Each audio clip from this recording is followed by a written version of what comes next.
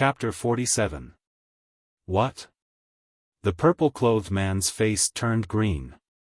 Didn't you tell me to ask for it? Qin Feiyang opened his mouth, revealing a mouthful of white teeth.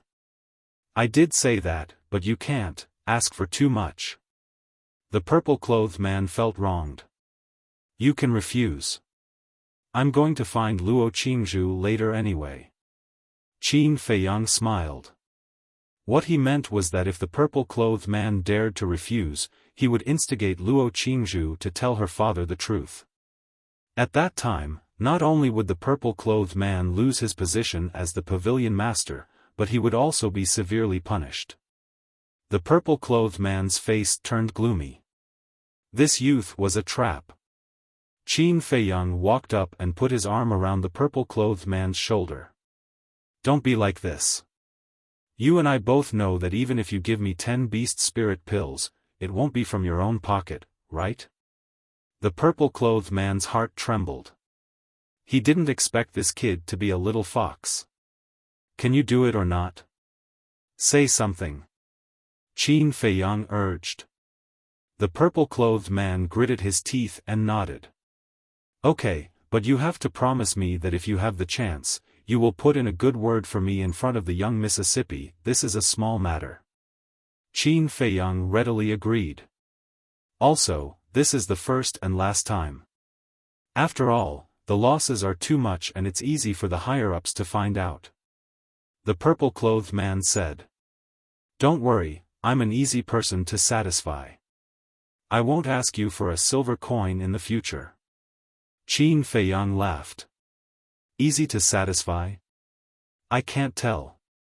The purple-clothed man rolled his eyes. Sigh. This time, he really suffered a double loss. The purple-clothed man shook his head and sighed as he left. In less than an hour, he asked the black-clothed man to deliver a qianquan bag. After sending the black-clothed man away, Qin Feiyang carefully counted. There were exactly 100,000 qi-gathering pills and 1 beast spirit pill.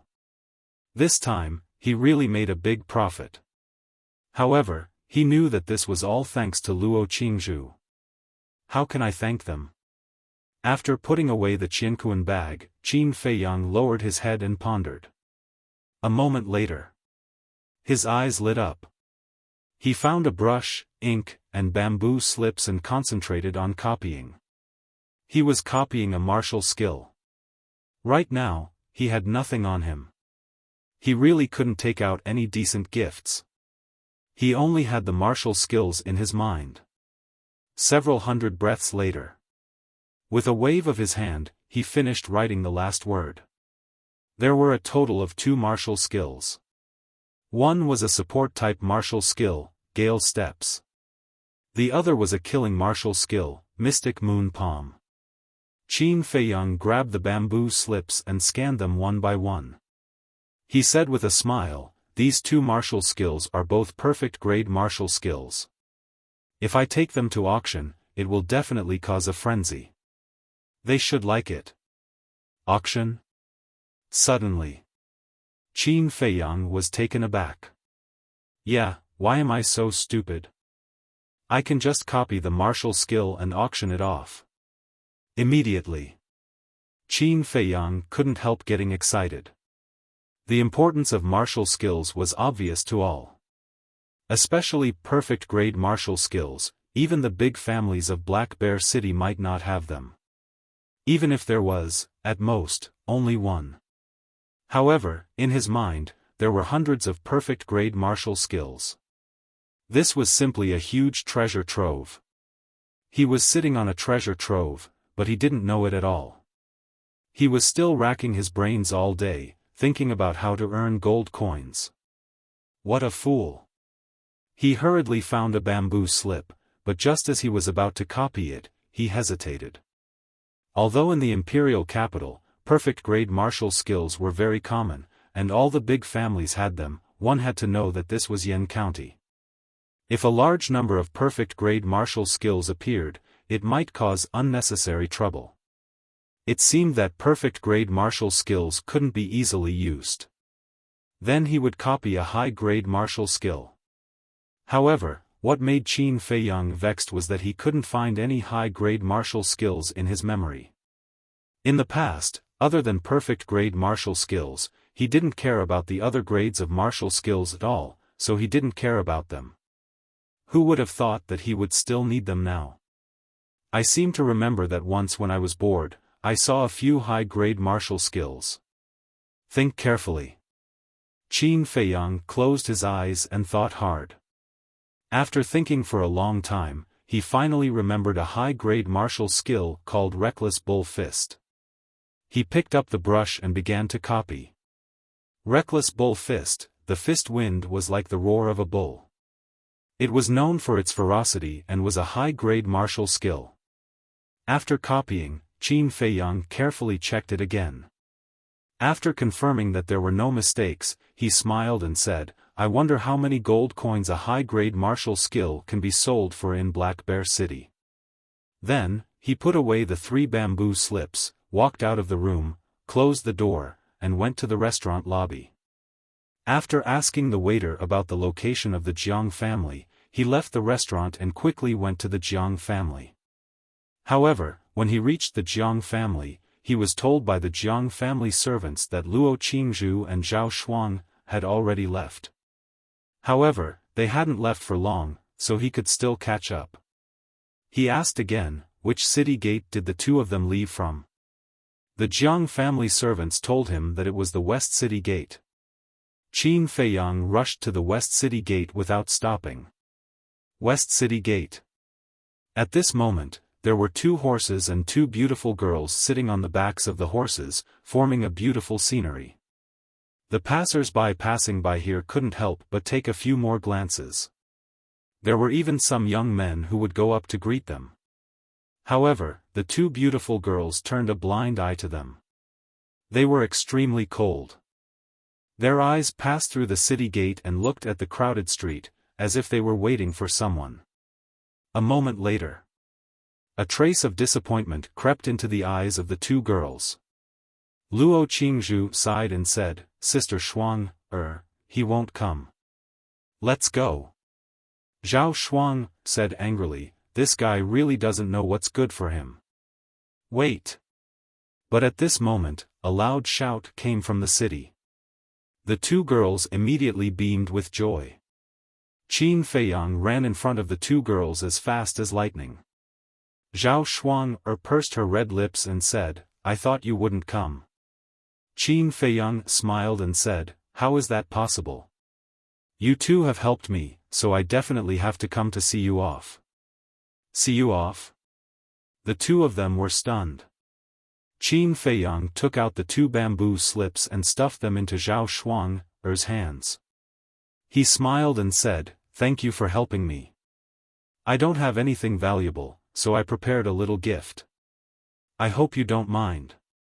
Zhao Shuang frowned and opened the bamboo slips. When she saw the contents, her expression suddenly froze. Seeing this, a trace of doubt crept into Luo Qingzhu's eyes. She took the other bamboo slip from Zhao Shuang's hands and looked carefully. Her delicate body also froze. He actually gave a perfect martial arts technique as a gift. This guy was too extravagant, right? Did he know the value of a perfect martial arts technique? Seeing the expressions of the 2 girls, Qin Feiyang immediately realized that he had greatly underestimated the value of a perfect martial arts technique in the county of Yan. Perhaps in Yan City, perfect martial arts techniques were rare. This is too valuable. I can't accept it. Zhao Shuang shook her head and was about to return the bamboo slips to Qin Feiyang. However, Qin Feiyang had already turned around and walked towards the city gate in large strides. Without even looking back, he waved his hand and said with a smile, "Beauties, if fate wills it, we'll meet again. Also, remember to think of me more when you have the time." Luo Qingzhu and Luo Qingzhu immediately rolled their eyes. "Thank you," Zhao Shuang silently said in her heart. Luo Qingzhu's family background was illustrious. It was not difficult for her to obtain a perfect martial arts technique. But she was only a child of a small family. No matter what, she had to rely on her own ability to fight for it. To her, a perfect martial arts technique was a dream. Qin Feiyang had now given her 2 perfect martial arts techniques. At least it would allow her to struggle less for a few years. So, she was especially grateful. Who the hell are you? Luo Qingzhu also muttered in her heart. Perfect martial arts techniques, even the big families of Yen City and Star Moon City would hide them like treasures. But this guy, he gave out 2 of them without even batting an eyelid. Without a certain family background, it was impossible to do it so easily. Moreover, the words on the bamboo scroll were vigorous and powerful, like dragons flying and phoenixes dancing. The spirit energy was oppressive. Only a person who had read a lot of books and poems and was knowledgeable could write it. But wasn't Qin Feiyang a country bumpkin? How could he write such lively words? All of a sudden, she felt that Qin Feiyang's body was covered with a mysterious veil, appearing unfathomable. Sister Shuang, let's go. I have a premonition that we will meet him again soon. Luo Qingzhu laughed. Zhao Shuang nodded. The 2 of them put away the bamboo scroll and pulled the reins.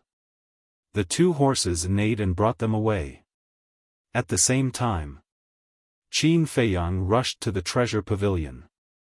But just as he entered the hall, a purple-clothed youth bumped into him. Bang! The 2 of them collided. Qin Feiyang took 3 steps back. The purple-clothed youth staggered and fell to the ground. The purple-clothed youth cursed on the spot, quickly got up, and stared at Qin Feiyang. Don't you have eyes? You dare to bump into Laozi, believe it or not, Laozi will kill you. Mu Fei? Qin Feiyang was a little stunned. As the saying went, enemies are destined to meet. This was indeed true. Mu Fei saw that Qin Feiyang was silent, but looked at him strangely. He suddenly became angry and shouted, "What are you looking at? Didn't you hear Laozi's words? Hurry up and apologize to Laozi, or I will dig out your dog eyes." Apologize? Why don't you take a piss and look at yourself? Who do you think you are? Qin Feiyang was about to speak, but a disdainful voice sounded first. Another purple-clothed youth, surrounded by several guards, walked into the treasure pavilion and came to Qin Feiyang's side. He reached out and patted Qin Feiyang's shoulder, smiled and said, "Brother, don't be afraid of him, he is just a coward." Jiang Wei? Qin Feiyang was stunned. It turned out to be an old acquaintance. Mu Fei frowned and sneered, "Jiang Wei, is he your father? You are so nosy. You have the wrong person, I am not his father."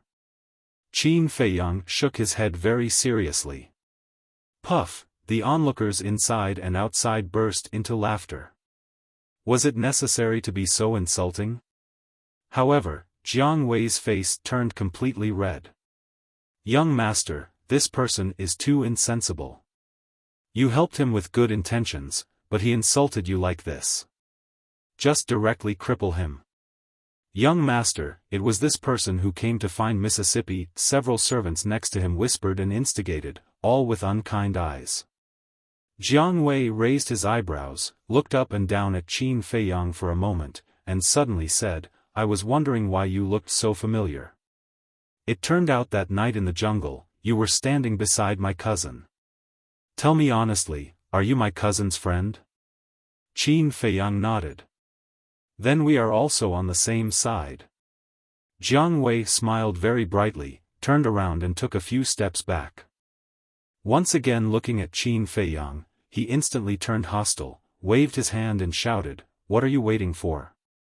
Beat him to death." Chapter 48.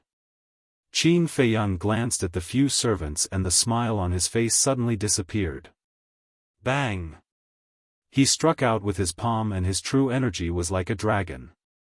Bang bang bang. Several servants spurted blood on the spot and flew out. There were many people outside and they could not dodge in time and were smashed to the ground. This place was suddenly filled with wails. Jiang Wei and Mu Fei were dumbfounded. True energy. He was actually a martial master. The others were also dumbstruck. Qin Feiyang's changed appearance was a little pale and his whole body exuded a scholarly aura. Therefore, everyone present thought that he was just an ordinary person who had no strength to truss a chicken. They were still worried when they saw the few servants pouncing on him just now. But they did not expect this person to be so secretive. Just as everyone was shocked, Qin Feiyang looked at Jiang Wei. Whoosh! He took a step forward and landed in front of Jiang Wei. His big hand was like an eagle's claw, directly grabbing Jiang Wei's neck. Ah, brother, spare my life. I was wrong just now. I apologize to you, I apologize to you, Jiang Wei cried out in alarm, his heart flustered. As he shouted with all his might, he used all his strength to hit Qin Feiyang's fingers. At the same time, Mu Fei also squeezed into the crowd and was ready to escape. Stop right there. Qin Feiyang said lightly. He didn't see me, he didn't see me, Mu Fei comforted himself and squeezed out with all his strength. Mu Fei, do you need me to say it again? Qin Feiyang spoke again. Mu Fei's body trembled and walked out of the crowd obediently. He stood there with his hands clasped together and was extremely nervous. Qin Feiyang said lightly, I am a very reasonable person. Give me 100,000 gold coins each and I will let this matter go. Otherwise, I will take off your clothes and make you run on the street. 100,000. Not to mention Mu Fei, even the bystanders around them were dumbfounded by what they saw. How was this reasonable? This was simply the behavior of a bandit. Qin Feiyang pursed his lips and said lightly, why? You can't take it out? Mu Fei begged, big brother, 100,000 gold coins, there's really no other way, can you reduce it a bit? Jiang Wei also hurriedly nodded and said, yes, yes, yes, please be magnanimous and let us go this time. I promise that I will go around you the next time we meet. Don't fall into my hands again. Scram!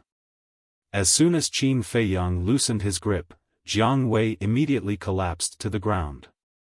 Mu Fei ran out of Treasure Pavilion like he was running for his life. However, Jiang Wei could not stand up. He shouted at the servants in a flustered and exasperated manner, why aren't you coming over to help me? Those few servants ran over, grabbed Jiang Wei, and then turned around and fled like rats.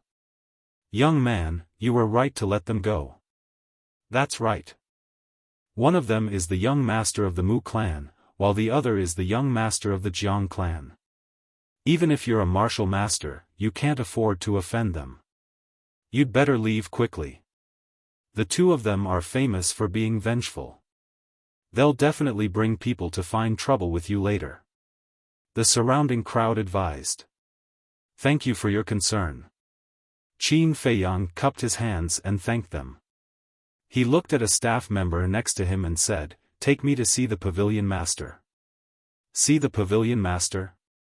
The staff member frowned and asked, may I ask how to address the young master? Can you make an appointment with the pavilion master in advance? So it's young Master Jiang. Please forgive me for not going out to meet you. The black-clothed man hurriedly walked over. Originally, he was upstairs. When he heard the commotion downstairs, he came down to take a look. He didn't expect it to be this young master. After coming to Qin Feiyang's side, he looked at the staff member and scolded, this young Master Jiang is the pavilion master's guest. Don't be rude. The man's face changed and hurriedly said, I have eyes but failed to recognize Mount Tai. Please forgive me for my previous offense. It's fine. Qin Feiyang smiled and followed the black-clothed large man up the stairs. I can't tell that he's actually the pavilion master's guest. No wonder he disdained Mu Fei and Jiang Wei. That's not right.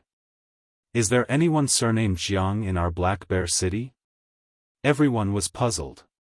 On the second floor, in the VIP room, the purple-clothed man was leisurely drinking tea, but when he saw Qin Feiyang come in, he spat out a mouthful of tea on the spot. Qin Feiyang's face twitched and he teased, "Pavilion Master, I know you want to see me very much, but you don't have to be so excited. This makes me a little flattered." These words almost made the purple-clothed man spit out a mouthful of old blood. He really wanted to ask Qin Feiyang, where did he get the idea that he was excited? And where did he get the idea that he wanted to see him? Was it really good to be so narcissistic? Phew. He let out a long breath, looked at the black-clothed man, and waved his hand, "You can go out." Yes. The black-clothed man bowed and left, closing the door. It was the first time he saw the pavilion master being defeated. His face was red, and he wanted to laugh but didn't dare to. The purple-clothed man returned to his seat and asked weakly, "Didn't you say? You didn't ask me for half a silver coin. Why are you here now?" Qin Feiyang was stunned. He sat opposite the purple-clothed man and said, "Do you think I'm here to blackmail you? Aren't you?" The purple-clothed man frowned. "Actually, I'm quite kind." Qin Feiyang smiled faintly, took out the bamboo scroll, and placed it on the tea table. "To hell with your kindness." The purple-clothed man looked at him disdainfully, got up, grabbed the bamboo scroll, and opened it. A superior martial arts technique? He looked at Qin Feiyang in surprise. Qin Feiyang smiled and said, "It's indeed a superior martial arts technique, but it's not for you. I want to ask you to help me auction it." "Auction it?" The purple-clothed man was stunned for a moment and asked, "Have you thought it through?" Qin Feiyang nodded. "Okay, Li Si, come in." The purple-clothed man shouted at the door. The black-clothed man entered the VIP room again, bowed, and said, "Pavilion Master, what are your orders?" "Take this and auction it off." The purple-clothed man threw the bamboo scroll over. "Be quick," Qin Feiyang added. Li Si caught the bamboo scroll, looked at Qin Feiyang thoughtfully, then turned and strode away. "Brother Haotian, you're even willing to auction off a superior martial arts technique. It seems that your family background is not simple." The purple-clothed man laughed. "Can you stop trying to get information out of me?" Qin Feiyang felt helpless. When dealing with this kind of person, he had to be on guard at all times. Otherwise, if he was not careful, he would fall into a trap. Okay, I won't ask anything. Come, have some tea." The purple-clothed man chuckled. This young man was quite alert. "Jiang, get the hell out here." About half an hour later, an angry shout suddenly came from outside. The purple-clothed man's hand that was holding the teacup paused slightly, and then calmly drank the tea while watching Qin Feiyang's reaction. However, Qin Feiyang sat there calmly, as if he did not hear anything. "Brother Haotian, there seems to be someone outside calling you." The purple-clothed man could not help but remind him. "There are dogs everywhere in Black Bear City. If I have to go out to take a look every time they call, then I'll be busy to death." Qin Feiyang said indifferently. The purple-clothed man was stunned. "Jiang, weren't you very arrogant just now? Why are you hiding inside and not daring to come out? Let me tell you, don't think that you'll be fine if you hide. I'll block the door today. If you have the guts, don't come out for the rest of your life." Mu Fei and Jiang Wei stood outside, hooting without restraint. Behind them, there was a burly man standing there. They all had a fierce look, with their hands crossed in front of their chest and their eyes full of contempt. "Even the martial ancestor of the family is here." It seems that the two of them are serious this time. There will be a good show to watch. The pedestrians on the street and the customers of the treasure pavilion all gathered around and discussed. A moment later. Dong dong. There was a knock on the door. "Come in," the purple-clothed man said. The black-clothed man pushed the door and walked into the room. He held a Qianquan bag in his hand and handed it to the purple-clothed man. "The bamboo scroll has been auctioned. The gold coins are inside. Give it to him." The purple-clothed man pointed at Qin Feiyang with his mouth.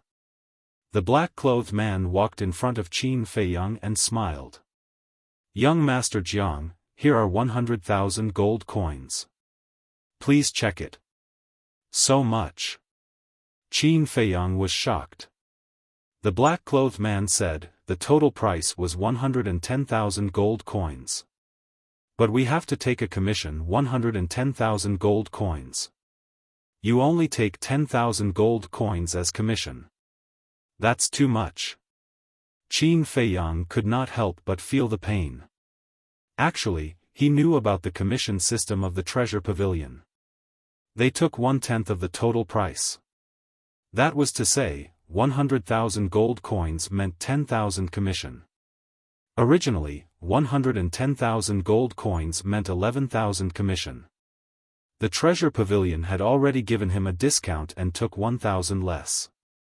But now, what he lacked most was gold coins. Not to mention 10,000 gold coins, even if it was 100 gold coins, he would feel distressed. The purple-clothed man looked at him and said impatiently. Okay, don't complain. If you change it now, I'll give you the market price." Qin Feiyang said. "That's all right. Give me all of them." "All of them." The purple-clothed man was stunned and smiled bitterly. "It seems that my treasure pavilion's gathering cheap pills will be bought by you sooner or later." He looked at the black-clothed man again and said. "Go and change it for him." "Yes." The black-clothed man bowed and retreated. Knock knock. But then. There was another knock on the door. "Who is it?" the purple-clothed man asked.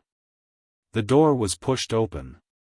Two middle-aged men came in one after the other. The purple-clothed man was slightly stunned. He looked at Qin Feiyang with deep meaning. He got up and greeted them with a smile. "Mujia's lord, Jiangjia's lord, what wind blew you here today?" "Lord." Qin Feiyang's heart trembled.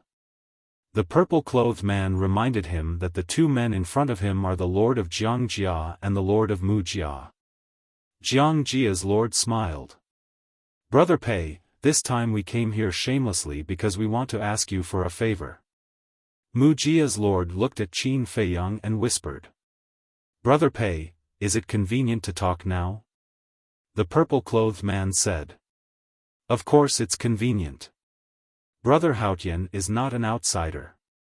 Both of them showed a trace of surprise in their eyes. Then they nodded politely to Qin Feiyang. Qin Feiyang also smiled. Jiangjia's lord looked at the purple-clothed man and said. "Brother Pei, I don't know if you have a copy of the martial arts you just sold? If so, we're willing to buy it at a high price." Mujia's lord nodded. However, the purple-clothed man's face darkened. He said in a low voice, "Brother Mu, Brother Jiang, you know the rules of our precious treasure pavilion. We will never copy martial skills behind the owner's back. You're asking too much." Chapter 49. On the surface, the man's words seem to be condemning the two, but in fact, he's talking to Qin Feiyang. He doesn't want Qin Feiyang to misunderstand that the treasure pavilion has a private copy of martial arts, so as not to affect their relationship. At the same time, Qin Feiyang also secretly breathed a sigh of relief. He thought that Lord Mu and Lord Jiang came to trouble him, but it turned out that they just came to buy martial arts, which is a good opportunity to make money. At this time, Li Si walked into the room and saw the atmosphere of the scene. Something is wrong. He handed the Qianquan bag to Qin Feiyang and stood silently. Qin Feiyang counted the items and put away the Qianquan bag. He got up and smiled. Mu Jia's lord, Jiang Jia's lord, that martial skill is mine. If you really want it, then arrange the auction price. 110,000 gold coins. Yours? Really? The two were surprised. No wonder they're suspicious, it's because Qin Feiyang looks too weak. How can such a person have a martial arts skill? However, the man in purple frowned, his displeasure was obviously written on his face. Qin Feiyang smiled. Of course, if you accept this price, I'll copy it for you now. Good. I'll give you 110,000 gold coins right away. The two each took out a Qianquan bag and put it on the tea table. Obviously, they came prepared. Qin Feiyang said. Pavilion Lord, I'll borrow your brush, ink and bamboo slip. Yes. The man in purple nodded blankly. Qin Feiyang didn't see it, he went straight to the desk, opened a blank bamboo slip, picked up the brush and concentrated on copying. This kid really doesn't know what's polite. The man in purple snorted, he looked at the two and asked. Weren't you at the auction? Lord Jiang said. I received the news after the auction was over. Me too. Lord Mu nodded. Fortunately, the owner of the martial arts skill is still there, otherwise, this trip would be in vain. The purple-clothed man looked at the black-clothed man and asked, Li Si, who was the one who took it? The man in black replied respectfully, Pavilion Master, it's the Ling family. The purple-clothed man suddenly understood. A moment later, Qin Feiyang finally managed to copy it. As soon as he stopped writing, the Mu Jia's lord hurriedly ran up and scanned the text on the bamboo slip. Their eyes gradually lit up. Qin Feiyang smiled and said, That's enough. Take it. Thank you. The two of them cupped their hands and thanked him. Then, each of them grabbed a bamboo slip and left in a hurry. Strange. Qin Feiyang looked at Patriarch Zhang's back, his heart full of doubts. He looked at the purple-clothed man and asked, Pavilion Master, don't the big families of Black Bear City have perfect martial skills? Humph. The purple-clothed man snorted and returned to his seat, ignoring Qin Feiyang. Qin Feiyang froze for a moment, then shook his head and laughed. He walked to the tea table and grabbed a Qianquan bag. After a little counting, he took out 20,000 gold coins and piled them on the ground. He smiled and said, Pavilion Master, this is the commission. Please accept it. Seeing this, the purple-clothed man smiled. This kid is quite sensible. After all, this is Treasure Pavilion. Qin Feiyang and the Mu Jia's lord made a private deal in front of him. It's disrespectful to him and Treasure Pavilion. In fact, to put it bluntly, Treasure Pavilion will earn less commission. This is what the purple-clothed man was dissatisfied with. But as long as Qin Feiyang takes out the commission, it's a different story. Ahem. The purple-clothed man coughed. Li Si understood and hurriedly put away the 20,000 gold coins. The purple-clothed man smiled and said, Brother Haotian, we're all on the same side. Why are you so polite? Qin Feiyang said, Since you're not polite, then give it back to me. The smile on the purple-clothed man's face stiffened. He coughed and said, Black Bear City is just a small city. Perfect martial arts are rare even in large cities. How can the families here have it? There's only one kind of martial arts in their family. Qin Feiyang frowned. Ling family and Mu Jia don't have it. But the Jiang family has the support of the Pavilion Master. How can they not have it? The purple-clothed man hesitated for a moment and shook his head. Although the Pavilion Master is a member of the Jiang family, there are various subtle relationships. In short, these things are not something you and I are qualified to discuss. Subtle? Qin Feiyang's eyes flashed. The relationship between Luo Qingzhu's family is really confusing. In this case, it also makes sense. There are three big families in Black Bear City. They are the Jiang family, the Mu family, and the Ling family. The three big families fight openly and secretly. They are like fire and water.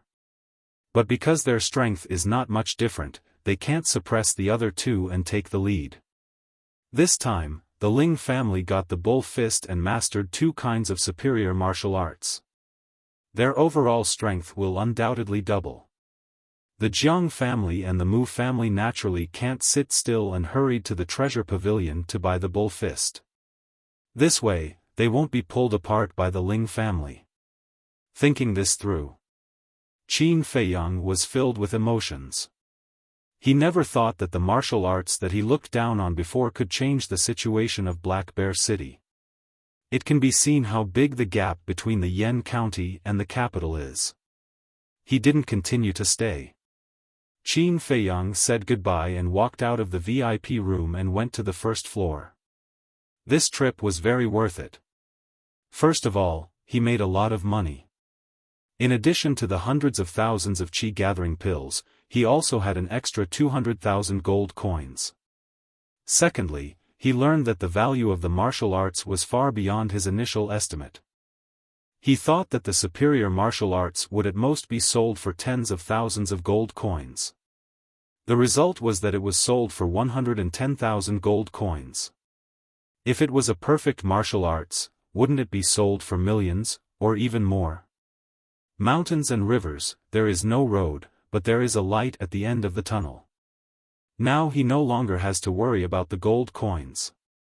Outside, Jiang Wei and Mu Fei were still shouting.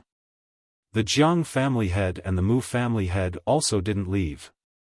After asking the two for the reason, they were furious on the spot. Even daring to bully their son, this Jiang guy really doesn't have eyes. Father, he came out. Father, it's him, he almost killed me. Jiang Wei and Mu Fei suddenly pointed to the door of the treasure pavilion. A strong cold light flashed in their eyes. How could it be him?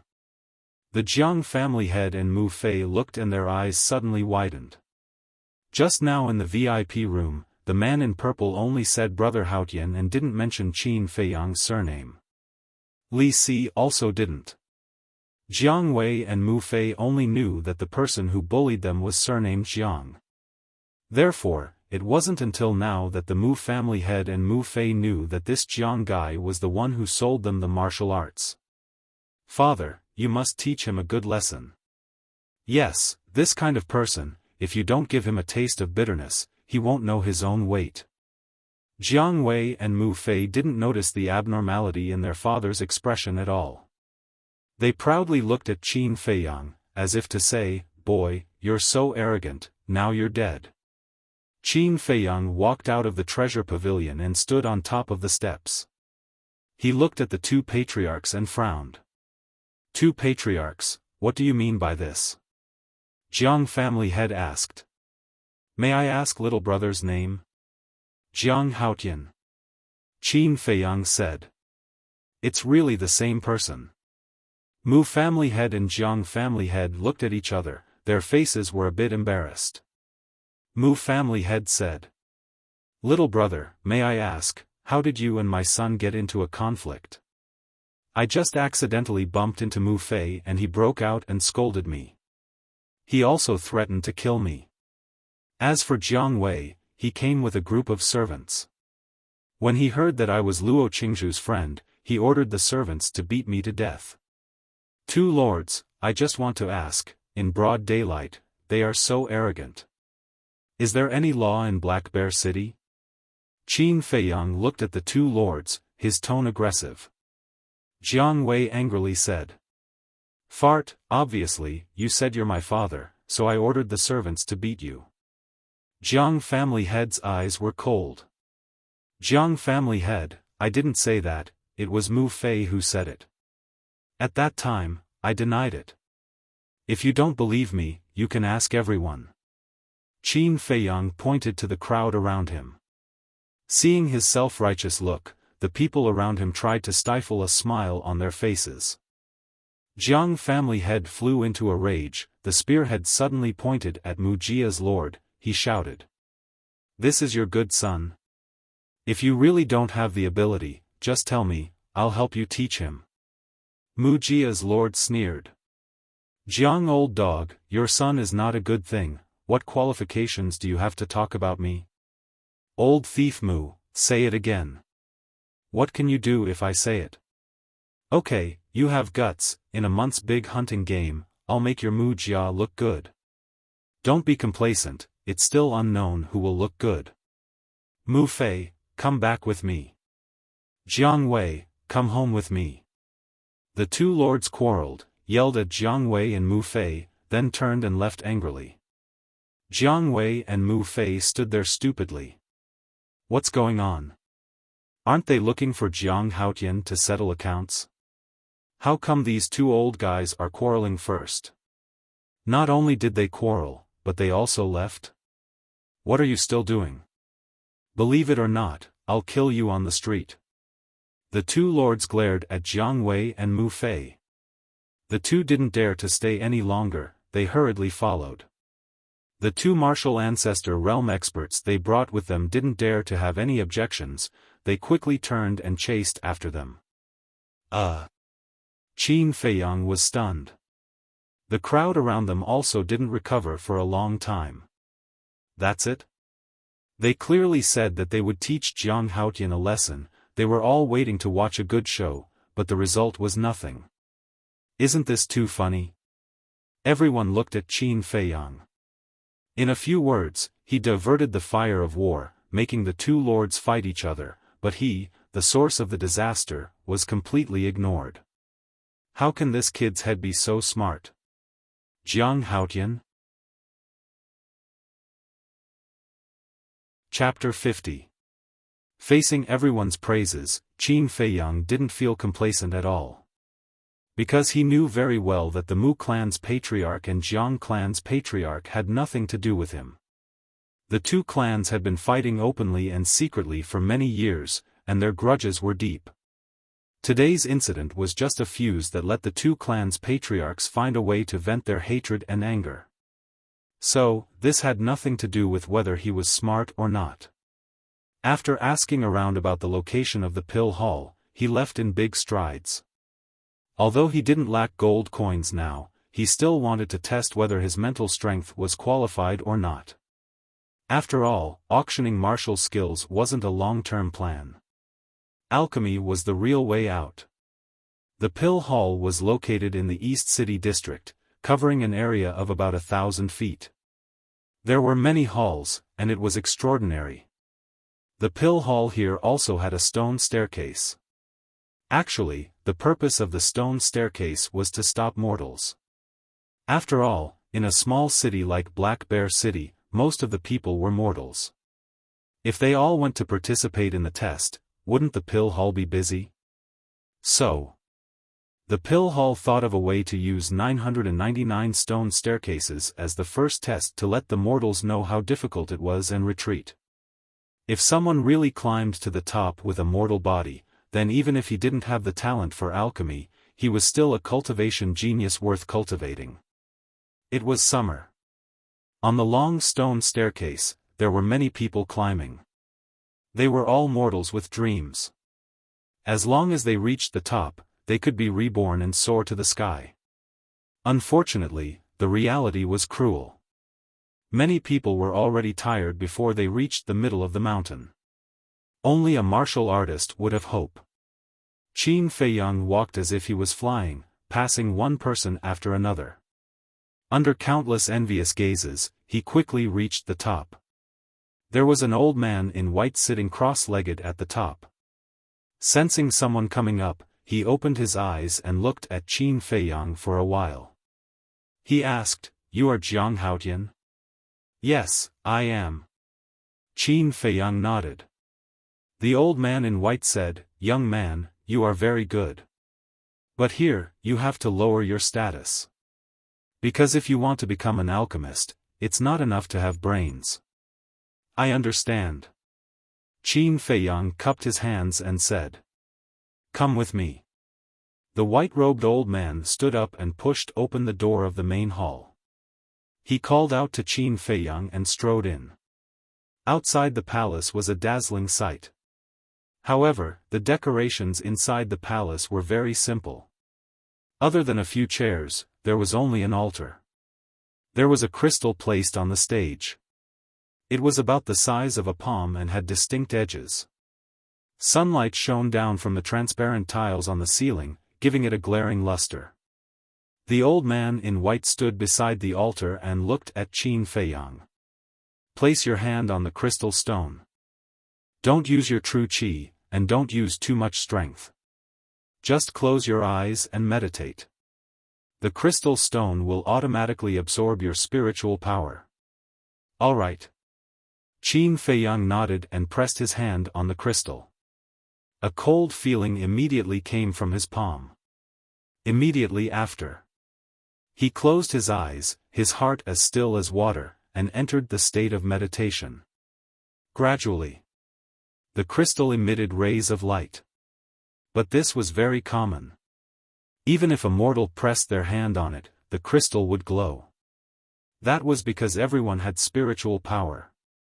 The only difference was how strong or weak they were. About 10 breaths passed. Buzz! The crystal stone suddenly trembled and emitted a strong light. Level 1 Spiritual Power. The old man in white focused his gaze and began to look forward to it. In fact, a level 1 spiritual power was already qualified to refine pills. But the achievements were limited. But now, the light of the crystal stone was still getting stronger. It was enough to show that this kid's spiritual power was not just level 1. Buzz! Another 10 breaths passed. The crystal stone trembled again and the light was even stronger than before. Level 2 Spiritual Power. The old man in white's eyes lit up and he was looking forward to it. Buzz! Soon. The crystal stone trembled for the 3rd time and the light was even stronger. Not bad, not bad. The old man in white nodded. But not long after, the crystal stone trembled again. This was the 4th time. The old man in white could no longer calm down. His old eyes were shining. There were only a dozen people who had level 4 spiritual power in the entire Black Bear City Pill Hall. But in terms of spiritual power, this kid was already considered one of the best. Hua! Before he finished his thought, the crystal stone trembled again and the blazing light shone on the entire palace. Level 5 Spiritual Power. The old man in white trembled and clenched his fists. His eyes were burning with passion. Could it be that he had met an alchemy genius this time? It has already trembled 5 times. Qin Feiyang was also very excited. Although he closed his eyes, he could feel it clearly. He knew a little about the spiritual power test. The more the crystal stone trembled, the brighter the light. This meant that the strength of the spiritual power was higher. Never in his wildest dreams would he have thought that his spiritual power could actually reach level 5. More importantly, he didn't feel the slightest bit of exhaustion. In other words, the strength of his spiritual power was far more than that. The crystal stone continued to absorb his spiritual power. Swoosh! Soon, the crystal stone trembled for the 6th time. Level 6 Spiritual Power. The old man in white trembled and muttered, "In the Black Bear City Pill Hall, only one person has reached level 6 spiritual power. It seems that I have really encountered a treasure this time." He hurriedly closed the door and returned to Qin Feiyang's side. He stared at the crystal stone. Buzz! The 7th tremor happened. The old man in white's heart almost jumped out of his chest. Level 7 Spiritual Power. Even in Yen City, he was one of the best. This is a treasure. I have to inform the hall master quickly. He suppressed the excitement in his heart and took out a crystal the size of an egg. As he inserted his true qi, a ray of light rushed out. After a while, a virtual shadow appeared. It was a middle-aged man. He was 7 feet tall. His eyebrows were sharp like swords. There were spots of white hair at his temples. He had experienced a lot and had a domineering aura. His name was Luo Xiong. He was the hall master of the Black Bear City Pill Hall. Luo Xiong asked, "Old Feng, why are you looking for me?" The old man in white said hurriedly, "Come to the testing hall immediately." "What for?" Luo Xiong was puzzled. "Don't talk nonsense. Hurry up." After the old man in white finished speaking, he waved his hand and the virtual shadow quickly disappeared. Buzz buzz. At this moment, the crystal stone trembled for the 8th time. The light that bloomed made it almost impossible for people to open their eyes. Level 8 spiritual power. How is this possible? Even in the entire Yan County, there is only one person like this. The old man in white went completely crazy. He even wanted to hug Qin Feiyang in his arms and give him a few kisses. At the same time, Qin Feiyang's heart couldn't calm down. Level 8 spiritual power. Even in the capital, he was a genius in alchemy. What excited him the most was that until now, his spiritual power didn't show any signs of exhaustion. This meant that the strength of his spiritual power was more than level 8. No. I don't plan to enter the pill hall yet. I can't continue like this. Otherwise, I will definitely be entangled by the people from the pill hall. At this point, Qin Feiyang's body shook violently. He pretended that his spiritual power was exhausted.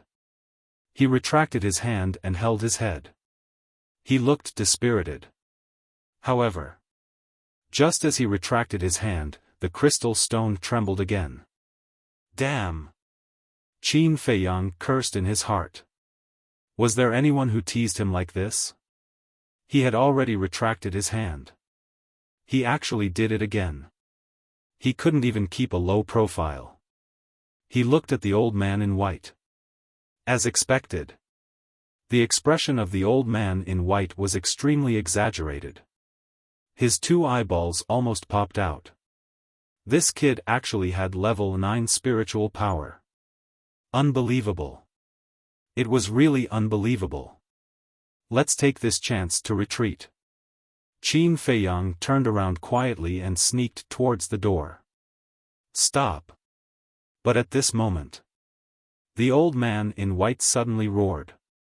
He turned around and looked at him. His old eyes shone brightly. Qin Feiyang's body stiffened. He immediately knew that something was wrong. This old man definitely wouldn't let him go easily today. Cough, cough. Qin Feiyang coughed dryly and said with a smile, "Senior, there must be something wrong with the crystal stone. So, please don't take what you saw just now seriously. I'll take my leave." After that, he rushed towards the door angrily as if he was running for his life. Creak. But suddenly, the door was pushed open. Luo Xiong stood outside the door. Seeing Qin Feiyang rushing towards him, he frowned. "You came just in time." Qin Feiyang was overjoyed. He stepped out of the door and was about to escape. "Temple Master, stop him." But at this moment, the old man in white suddenly shouted. "Humph." Luo Xiong snorted coldly and grabbed Qin Feiyang's clothes with a backhand. Then, he threw Qin Feiyang into the main hall. Qin Feiyang rolled in front of the white-clothed old man like a ball. Luo Xiong followed him into the hall and closed the door. He looked at Qin Feiyang unkindly and was about to ask the old man in white about the situation. "Temple Master, I only asked you to stop him. I didn't ask you to throw him." But the old man in white stared at him angrily. He hurriedly helped Qin Feiyang up and said with concern, "Little brother, are you all right? Our temple master has a bad temper. Don't argue with him." "What?" Luo Xiong was stunned. His face was filled with confusion. I'm fine, I'm fine." Qin Feiyang waved his hand and said with a smile. He hurriedly said, "Senior, I still have something to do. Can you let me know?" Without waiting for him to finish his words, the old man in white shook his head decisively and said seriously, "You have level 9 mental power. Only by entering the pill hall will your talent not be wasted." Level 9 mental power? Luo Xiong was shocked. Qin Feiyang looked at Luo Xiong and felt bitter. He said to the old man in white, "Senior, I already said that there must be something wrong with the crystal. If you don't believe me, we can try again." The old man in white frowned. He really couldn't understand why this kid would deny his talent. He pondered for a while. He nodded and said, "All right, I will satisfy you. Change to another crystal and try again. But if you really have level 9 mental power, you must stay in the pill hall." "Yes, yes, yes." Qin Feiyang nodded like he was pounding garlic. The old man in white took out a brand new crystal from his Qiankuan pouch and signaled Qin Feiyang to press it. After Qin Feiyang pressed his hand on it, the crystal trembled. Qin Feiyang secretly laughed. He immediately retracted his hand and rubbed his head. He shook his head and said, "Io, senior, I can't take it anymore. My head is dizzy." "What?" The old man in white was shocked. Could it be that there was something wrong with the crystal? "Senior, can I leave now?" Qin Feiyang asked. The old man in white was still confused. He instinctively nodded. Immediately. Chapter 51. Inside the hall. The old man in white looked at the crystal in his hand. Was there something wrong with the crystal? It shouldn't be. He walked to the front of the altar with a head full of doubts. He stretched out his old hand and pressed it on the crystal. Then, he closed his eyes and meditated. Buzz! The crystal trembled again and again. A total of 3 times. I have level 3 mental power. There's nothing wrong with the crystal. Suddenly, he opened his eyes. He opened his eyes. His doubts disappeared and were replaced by anger. His old face twitched as well. Since there was nothing wrong with the crystal, it could only mean that he was cheated by that kid. "Brat, I'm not done with you today." He gritted his teeth and ran to the door angrily. "Old Feng, what happened?" Luo Xiong grabbed him with a confused face. "That kid has level 9 mental power." The old man in white pushed him away and ran out of the hall without looking back. "What?" Luo Xiong was stunned. When he first came, he thought that Qin Feiyang did something stupid and offended the old man in front of him. That was why he treated Qin Feiyang so rudely. When he heard the old man say that he had level 9 mental power, he thought it was a joke. He didn't expect it to be true. Luo Xiong quickly chased after the old man and pulled him back. He said seriously, "Old Feng, you can't joke about this. Tell me seriously now. Does he really have level 9 mental power?" "I'll tell you responsibly. He does have level 9 mental power." The old man in white said. Luo Xiong's body shook. His eyes shone brightly. He said in a low voice, "Old Feng, no matter what, you have to let him join the pill hall. Also, only you and I can know about this. We can't let a third person know. Cut the crap. If you don't chase after him, he'll run away." The old man in white looked down and was extremely anxious. Wherever he looked, Qin Feiyang ran towards the street as if he was running for his life. "Don't worry. He can't run away. Jiang Haotian, stop right there. With a loud roar, Luo Xiong leaped from the peak and landed steadily on the ground. Qin Feiyang's complexion slightly changed. He hastily rushed into the crowd. What happened? When the pedestrians saw this, they were all at a loss. You're still running. Luo Xiong's face was dark as he said angrily, whoever can stop him, I will reward 10,000 qi amassing pills. As soon as he said this, the entire street instantly boiled over. Go! Stop him! The passers-by who had been watching the fun rushed toward Qin Feiyang as if they had been injected with chicken blood. Is there a need to do this? Qin Feiyang smiled bitterly. Using the shifting smoke steps, he dodged again and again as if there was no one around. This brat is so slippery. Let's stand in a row, don't let him slip away. More than a dozen people held hands and stood in front of him. Little guy, let's see how you're going to run this time. When Luo Xiong saw this, he couldn't help but sneer. Qin Feiyang glanced at the dozen or so people, then turned back to look at the rapidly approaching Luo Xiong. Frowning slightly, he stomped on the ground with all his might and jumped directly onto the roof of a nearby building. Then, without looking back, he left. Kid, don't run. Luo Xiong's expression changed. His battle qi gushed out and he quickly rushed to the roof. However, he couldn't find Qin Feiyang's shadow even though he looked around. Can this brat fly? Luo Xiong frowned. The white-clothed old man ran over, raised his head and asked, Palace Master, where is he? Luo Xiong carefully looked around again. He jumped down from the roof and landed in front of the white-clothed old man. He shook his head and said, that brat is too slippery, I can't see him anymore. You're a one-star combat emperor, how could you lose him? You're really useless. The white-clothed old man pointed at Luo Xiong's nose. He was so angry that his body was trembling. Old Feng, I'm still the palace master of the Dan Palace. Don't you know how to behave when you talk to me like this?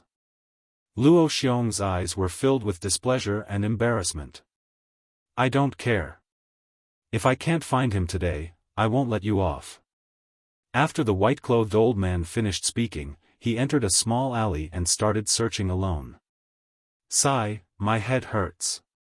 Luo Xiong rubbed his forehead. He glanced at the crowd and said loudly, I'll increase the price now. Whoever can find Jiang Haotian will be rewarded 20,000 gold coins. 100,000. This Jiang Haotian, what kind of heinous thing did he do in the Dan Palace? Who cares? That's 100,000 gold coins. I must find him. The crowd dispersed in an uproar, and with excitement, they searched the entire city. The Imperial Palace's bounty is 10,000 gold coins, but the Dan Palace's bounty is 20,000 gold coins. This Dan Palace has better foresight than the Imperial Palace. Brother Wolf, don't you think so? Qin Feiyang was hiding in the ancient castle. He looked at Wolf King and laughed. Wolf King grinned. He seemed to agree with what Qin Feiyang said. Oh right. Qin Feiyang patted his head and took out the beast spirit pill. He passed it to Wolf King and said with a smile, Brother Wolf, I'll keep my word. This beast spirit pill is for you. Wolf King's eyes lit up. He stuck out his tongue and sucked the beast spirit pill into his mouth. Qin Feiyang held his breath and looked forward to it. Buzz! Suddenly, the Wolf King's body emitted rays of dazzling white light. But soon, the light faded away. I can finally talk, the next moment. A rather excited voice sounded in Qin Feiyang's mind. But why was this voice a bit strange? Qin Feiyang frowned and asked Wolf King, Are you talking to me? Nonsense, other than Brother Wolf, is there anyone else here? Wolf King rolled his eyes. Huh, Qin Feiyang looked at Wolf King in a daze. Suddenly, he raised his head and laughed. He thought that Wolf King's voice would be full of vigor and fierceness. But the result was far beyond his expectations. Not only did it not have any fierceness, but it also sounded young. It was like the voice of a 7- or 8-year-old boy. It was completely incompatible with its ferocious appearance. It also completely subverted the image of Wolf King in his mind. Think about it. To put a child's voice on an adult's body, how funny, how different would that be? Seeing this, Wolf King's veins bulged, his face darkened, and he said, "Shut up, if you laugh again, I'll get angry. You can't blame me for this. Look, your appearance is quite fierce, even children will be scared to tears by you, but your voice, why is it so funny? Could it be that there's a problem with the beast spirit pill?" Huh, Qin Feiyang laughed so hard that he couldn't stop at all. Ayo! Wolf King couldn't take it anymore and bit Qin Feiyang's arm. "You're serious?" Qin Feiyang's expression changed, and he hurriedly dodged. "Then continue laughing." The Wolf King stared at him sneakily. I won't laugh," Qin Feiyang waved his hand again and again, but his face was red. Wolf King rolled his eyes at him and sighed. "A long time ago, Brother Wolf wanted a beast spirit pill, but as a handsome and mighty wolf, I really didn't dare to break into your human town. Little Qin Zi, thank you." Qin Feiyang's face twitched. It seemed that the words handsome and mighty had nothing to do with a wolf, right? Wolf King stood up, patted Qin Feiyang's shoulder, and said with a smile, "Little Qin Zi, in order to repay you, Brother Wolf will protect you from now on." Qin Feiyang nodded. But the next moment, he reacted and said angrily, "What do you mean? Do I need your protection? Also, don't call me Little Qin Zi. From your voice, I can tell that I'm older than you. You should call me brother, understand? TCH, who do you think you are? When Brother Wolf roamed the mountains and forests, you were still wearing diapers." Wolf King was disdainful. Shameless. Qin Feiyang was disdainful. According to his estimation, Wolf King had been born for at most 8 years. In other words, when he became famous in the imperial capital, Wolf King was not even born yet.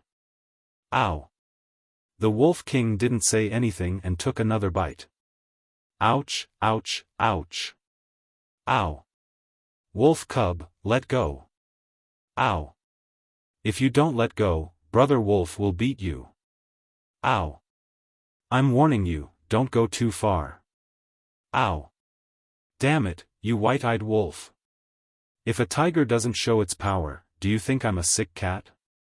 Take this. The man and the wolf bickered for a while, then began to cultivate separately. Outside, there was already an uproar. Luo Xiong's 20,000 bounty for Qin Feiyang was already known by everyone. The people of Black Bear City were all looking for his whereabouts as if they had gone crazy. The restaurant he was staying in was also found very quickly.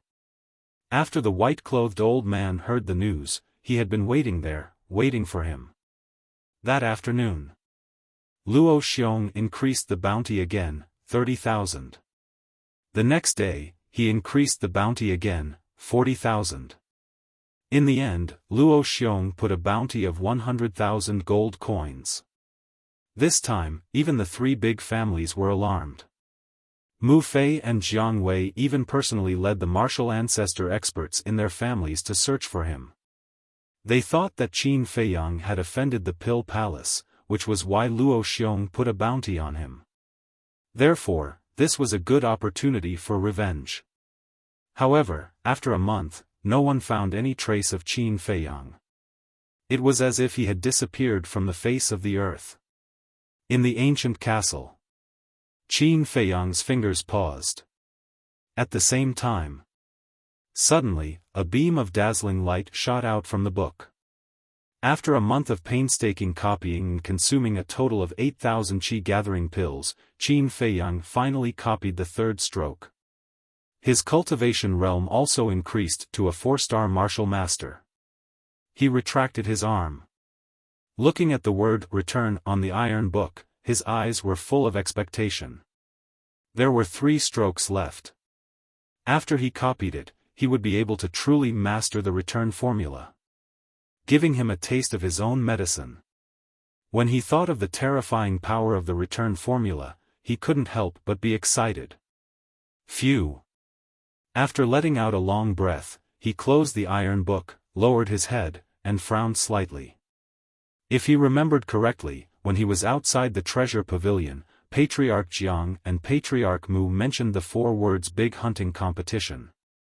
At that time, from their tone, it seemed that this big hunting competition had a special meaning. Seeing that Wolf King was still cultivating, he directly left the ancient castle and appeared on the roof. He lied on the roof, hid himself well, and looked at the surrounding streets. His eyes suddenly had a trace of surprise. At this moment, it was already late in the morning. Usually, at this time, there would be a lot of people on the streets, bustling with noise. Chapter 52. There must be something fishy going on. Qin Feiyang scanned the surroundings and locked his gaze on a certain spot on the left side of the street. There was a muscular man who was hurrying on his way alone. He pulled out pale snow and jumped down, landing on the street. He silently ran behind the brawny man and pressed the tip of pale snow against the brawny man's back. He said in a low voice, "Don't turn your head, don't make a sound, or I'll kill you immediately." The muscular man's body trembled and his face turned pale. Qin Feiyang said, "Answer me, where are the people from Black Bear City?" The muscular man said, "They all went outside the city." "They all went outside the city?" Qin Feiyang frowned and asked, "Why did they go outside the city?" "Today is the annual big hunting competition, and they all went to join in the fun," the burly man explained in detail. It turned out that the big hunting competition was organized by the Martial Arts Hall, Pill Hall, Precious Treasure Pavilion, and the City Lord Mansion. And it would be held every other year. Therefore, the big hunting competition had basically become a custom in Black Bear City. Similarly, this was also a good opportunity to stand out. If one could perform well in the big hunting competition, he might be valued by the 4 major forces. Of course, the rewards would definitely be great. But there was a restriction. People above martial ancestor realm could not participate. Only martial masters and martial artists below martial ancestor realm could participate. After understanding the situation, Qin Feiyang did not make things difficult for the muscular man and left secretly. When the muscular man looked back carefully, he had already disappeared without a trace. Outside the city, there was a vast plain. At this moment, there was a sea of people here, cheering like thunder. Below the city wall, there was a wide platform, and there were 15 figures sitting on it. The City Lord, Martial Arts Hall Master, Pill Hall Master, Precious Treasure Pavilion Master, and the 4 major forces of Black Bear City, sat in the front row. The people in the back row were the family heads of the major clans in Black Bear City, led by the Mu clan, Jiang clan, and Ling clan. On both sides of the platform, there were dozens of guards in iron armor, standing straight like poles. Their sharp eyes scanned the surroundings and maintained the order of the scene. Below the platform, there were young people standing neatly. There were both males and females, and they were all hale and hearty, in high spirits. They were the strongest generation in Black Bear City. There were disciples from various large clans and ordinary families, but without exception, they were all martial artists. Although there was no restriction on mortals participating in the big hunting match, the location of the hunt was in the Black Bear Mountain, where fierce beasts roamed. Mortals would definitely die if they entered. Therefore, no mortal would be foolish enough to throw their lives away. After Qin Feiyang left the city, he hid in a big tree in the distance, using the lush branches and leaves to hide his figure, quietly observing. "The city lord has something to say, please be quiet." Suddenly, one of the guards shouted. The entire place fell silent. A middle-aged man sitting in the front row stood up and walked towards the edge of the platform. Qin Feiyang looked over. That person was 7 feet tall and wore gorgeous clothes. He walked with a majestic gait and his eyes were like torches. He had a dignified aura about him. The annual hunting competition has begun again. Isn't everyone very excited now? Do you want to go to Black Bear Mountain immediately? But everyone should calm down and listen to what the city lord has to say. Because this year's reward is much more generous than the previous ones.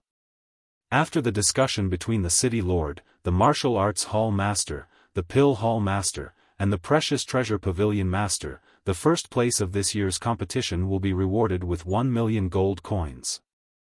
The second place will be rewarded with 500,000 gold coins. The third place will be rewarded with 200,000 gold coins. The fourth place to the 10th place will be rewarded with 50,000 gold coins each. And, the first place will be rewarded with an additional alchemy fire. Before the city lord finished his words, the people below were already excited.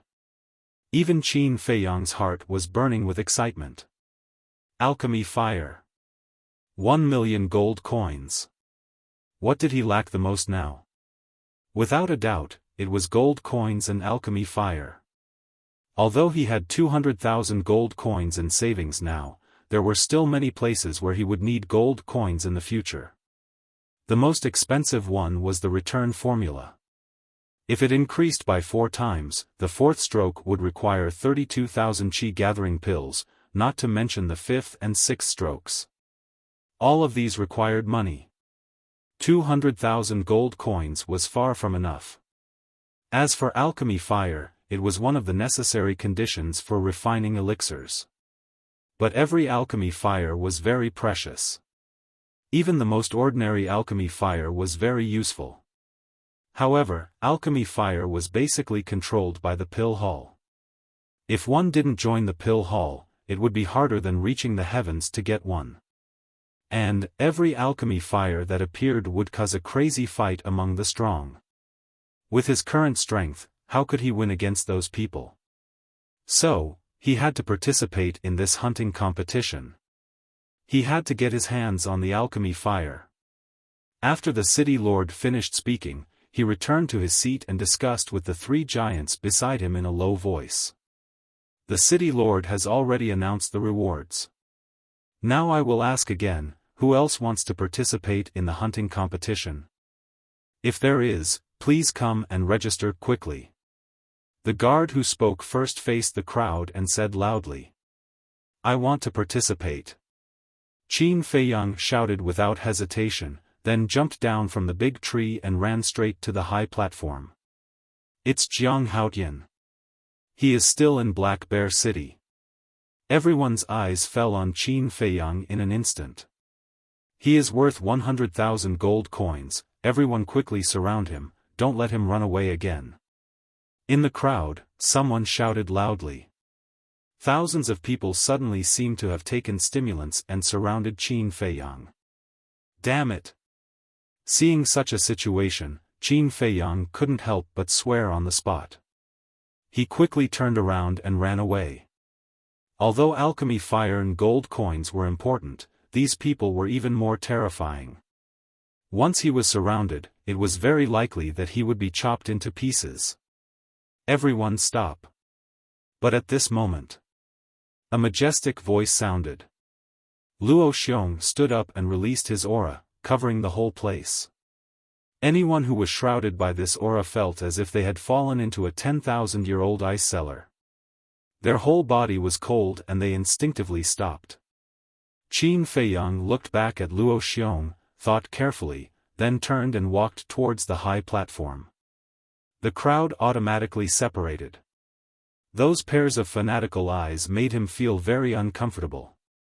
When he passed by Mu Fei's eyes flashed coldly and he whispered, "Jiang Haotian, you actually dare to come out.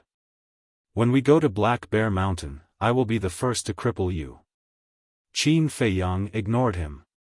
When he passed by Jiang Wei also said meaningfully, "A lot of things can change in a month. This time you are dead." Qin Feiyang still didn't pay attention to him. Jiang Haotian, seeing is better than hearing. You are really different, but the big hunting competition is not playing house. You can lose your life at any time. You have to be careful. When he passed by a purple-clothed youth, such a sentence entered his ears. He stopped slightly and looked at the purple-clothed youth. This person was about 15 or 16 years old. His facial features were exquisite, his skin was snow-white, his eyes and long hair were sky-blue. The overall feeling he gave people was very strange. It could be said that he was better looking than those beautiful women. If there was no Adam's apple, it was believed that many people would mistake him for a woman at first glance. But in that pair of sky-blue eyes, Qin Feiyang caught a wisp of shrewdness. It was enough to explain. This person was not a sissy. Thank you for your reminder. Qin Feiyang smiled, turned and walked down the high platform. He cupped his hands and said, "Junior Jiang Haotian greets seniors." Several people looked at him curiously. Suddenly, the corner of Luo Xiong's mouth lifted, pursing a trace of playfulness, and said proudly, "Boy, you are finally willing to come out." Qin Feiyang frowned. He didn't know if it was an illusion, but in Luo Xiong's words, he heard a hint of conspiracy. Luo Xiong didn't continue to talk nonsense. He returned to his seat and ordered the guards on the side to issue tokens. More than a dozen guards took out their qianquan bags, poured out a large pile of tokens, and piled them on the edge of the high platform. "One for each person, don't fight," one of the guards said expressionlessly. Qin Feiyang stood at the front, the first to get the token, and looked at it carefully. But suddenly, two hands appeared at the same time and pushed him fiercely. Caught off guard, Qin Feiyang crashed into the high platform, and blood spurted out from his nose on the spot. "Haven't you heard that a good dog doesn't block the way? Since you got the token, then get out of the way, don't block everyone's way." At the same time, two mocking voices came into his ears. Immediately, Qin Feiyang's heart was filled with a raging anger. He turned around and saw Mu Fei and Jiang Wei with their arms crossed, looking at him mockingly. "What, do you still care? Do you want to arouse public indignation before you are satisfied?" The two of them didn't hide their sneers. "Jiang Haotian, if you don't get out of the way, don't blame us for throwing you out." The group of teenagers behind them also looked at Qin Feiyang unhappily. Qin Feiyang glanced at these people and silently retreated to the side.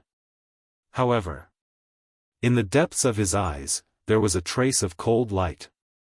Once or twice, for Luo Qingzhu's sake, he could endure it. But 3 or 4 times, then don't blame him for being ruthless. Next to him, the strange purple-clothed youth glanced at Qin Feiyang and then glanced at Jiang Wei and the others. A hint of ridicule flashed across his eyes as he muttered, "What a bunch of idiots." Half an hour later, everyone who participated in the competition received a token. More than a dozen guards gathered together and bowed their heads for a moment. One of them walked to the front of the 4 giants, bowed and said, "There are a total of 3,200 people participating in this competition, please give your orders." "Let's begin." Luo Xiong laughed. The guard turned around, glanced at the participants, and shouted, "Old rules, 10 days is the limit, set off immediately. Let's go." The crowd suddenly dispersed and rushed toward the mountain behind them. Qin Feiyang also turned around, mixed in the crowd, and walked toward the mountain, but his eyes were always on the token. The token was the size of a palm, completely black, without half a word or picture, and looked very ordinary. But this token must have some meaning. But what was it? At this time. Chapter 53. Qin Feiyang raised his eyebrows slightly, turned to look at the purple-clothed youth, and said with a smile, "This is indeed my first time participating. When we enter the Black Bear Mountain, I hope that brother will take care of me." The demonic youth said, "It's okay to take care of me, but cooperation is fine. How about it, consider it." Cooperation? Qin Feiyang's pupils contracted. This person clearly knew that he and Jiang Wei had a grudge, yet he still wanted to cooperate with him. Wasn't he afraid of being hated by Jiang Wei and Jiang Wei? "May I know your name, brother?" Qin Feiyang asked. "Ling Yunfei, Black Bear City's Ling family." The demonic youth said word by word. Qin Feiyang suddenly realized.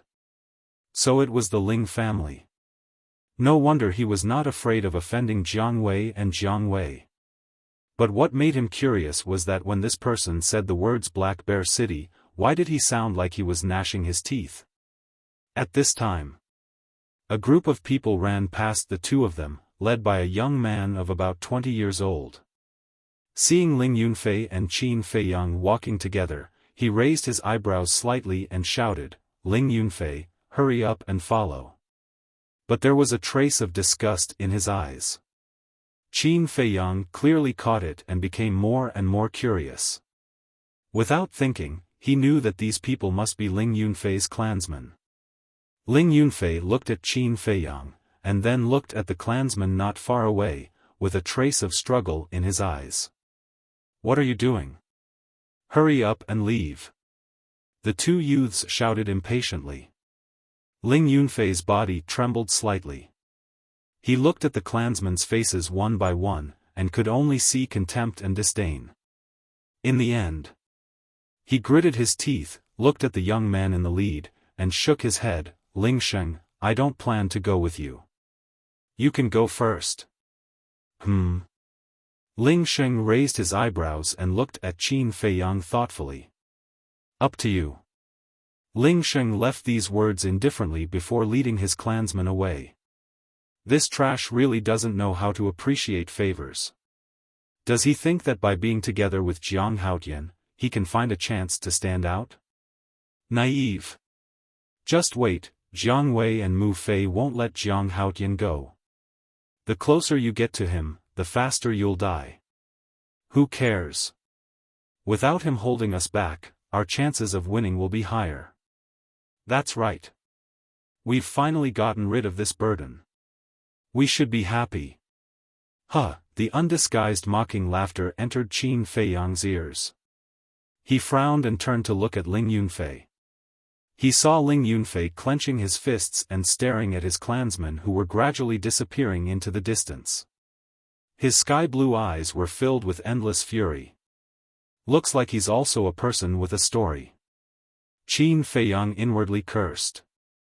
After a brief consideration, he patted Ling Yunfei's shoulder and smiled. "I agree to cooperate with you." "What?" Ling Yunfei's gaze trembled as he looked at Qin Feiyang in disbelief. He thought that Qin Feiyang would refuse to cooperate with him after hearing those words. After all, who would be willing to cooperate with someone who others called trash? However, he did not expect the other party to agree. Qin Feiyang smiled. "Let's go. By the way, tell me about the rules of the competition and the use of this token." Ling Yunfei chased after him hurriedly. "You're not going to ask about my strength?" "Why should I?" Qin Feiyang asked instead. "If you don't ask, how would you know if I'll implicate you?" Ling Yunfei frowned. "Then tell me, will you implicate me?" Qin Feiyang asked. "No." Ling Yunfei shook his head as a trace of arrogance crept up between his brows. "That's right." Qin Feiyang smiled, but he was puzzled. He was very familiar with the arrogance shown by this person because it was very similar to him. This kind of arrogance was innate. But why did this person hide it? Hearing such a straightforward answer, Ling Yunfei was also a little surprised. He shook his head and said, "You're really strange. Aren't you the same?" Qin Feiyang smiled. Me? Ling Yunfei laughed at himself, sorted out his mood, and explained, the token in your hand is a life-saving talisman. If you encounter any irreversible danger, just crush it. Soon, a guard will come to save you. I see. Qin Feiyang muttered, played with it curiously for a while, and asked, if the token is broken, does it mean that the competition is over? Yes, losing the token is equivalent to losing the qualification to continue the competition. Ling Yunfei nodded. If the token is snatched by someone else, how will it be judged? Qin Feiyang said. It doesn't matter, as long as you go and snatch another one. But if the other party has already crushed the token and given up the competition, and you still kill him, the guard will kill you on the spot. Ling Yunfei said meaningfully. Then don't give them the chance to crush the token. Qin Feiyang smiled faintly. That makes sense. Ling Yunfei smiled. This person was more domineering than he imagined. It seemed that cooperating with him was the right choice. Half an hour later. The contestants had already entered the mountain range. Qin Feiyang also came to the bottom of the mountain range, looking at the endless mountains and rivers. The sleeping blood in his body was gradually awakening. Sure enough, fighting is what I want the most. Only by fighting continuously can I continue to become stronger. A moment ago, he was still like a docile sheep. But the next moment, he seemed to have become an awakened lion, exuding a shocking aura. Let's go. With a wave of his hand, he rushed into the forest with extreme speed. Ling Yunfei's face turned cold and quickly followed. You can actually catch up with me? Qin Feiyang was surprised. His current speed was not reserved at all. Could it be that Ling Yunfei was also a 4-star martial master? Interesting. The corner of his mouth lifted slightly. He stepped out with Luo Yen steps, and his speed increased by 4 times in an instant. So fast. Ling Yunfei's pupils contracted behind him. He tried his best to catch up, but instead of closing the distance, he got farther and farther away. A river flowed in the mountain forest. Qin Feiyang stood on the shore, looking at the rushing river, his eyes shining. Ling Yunfei was indeed a 4-star martial master. Looking at his age, he was at most 15 or 16 years old.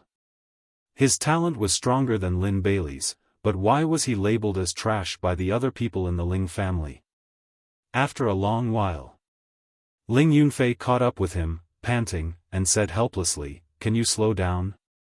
I can't catch up with you at this speed." Qin Feiyang turned around and was about to speak. Dong! Splash! But at this moment, the river exploded with a loud sound. An anaconda rushed out of the water. It was as thick as a wash basin and set off huge waves several meters high. Its venomous fangs were eerie, and it bit towards Qin Feiyang. The pungent smell was nauseating. Be careful. Ling Yunfei's face changed. He pushed Qin Feiyang away, and then with a bang, punched the anaconda's chin. However, the result was that Ling Yunfei spat out a mouthful of blood and was sent flying. But the anaconda only shook its body a few times, and then suddenly jumped out of the water and went straight towards Ling Yunfei. Those long and narrow eyes were filled with a bone-piercing coldness.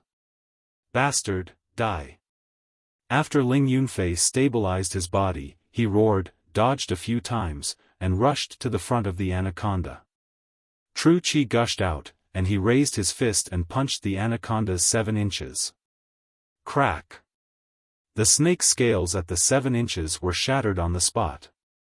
The anaconda wailed and smashed into the river, splashing up huge waves several feet high. Phew! Ling Yunfei took a few deep breaths, walked to Qin Feiyang's side, and said solemnly, "A martial master-level beast is difficult to deal with. Jiang Haotian, although this is only the periphery of the Black Bear Mountain, there are still many beasts and water beasts. You must be careful. However, Qin Feiyang did not seem to hear, and looked at the back of Ling Yunfei's hand without blinking. The entire back of the hand was bleeding profusely. Ling Yunfei thought that Qin Feiyang was worried, and said with a smile, "This is just a small injury, it doesn't matter." Qin Feiyang said, "In that situation, you should have used martial arts. If you used martial arts, you wouldn't have been injured." Martial arts? Ling Yunfei's body stiffened, and he shook his head. "I don't have any martial arts." "How is that possible?" Qin Feiyang frowned.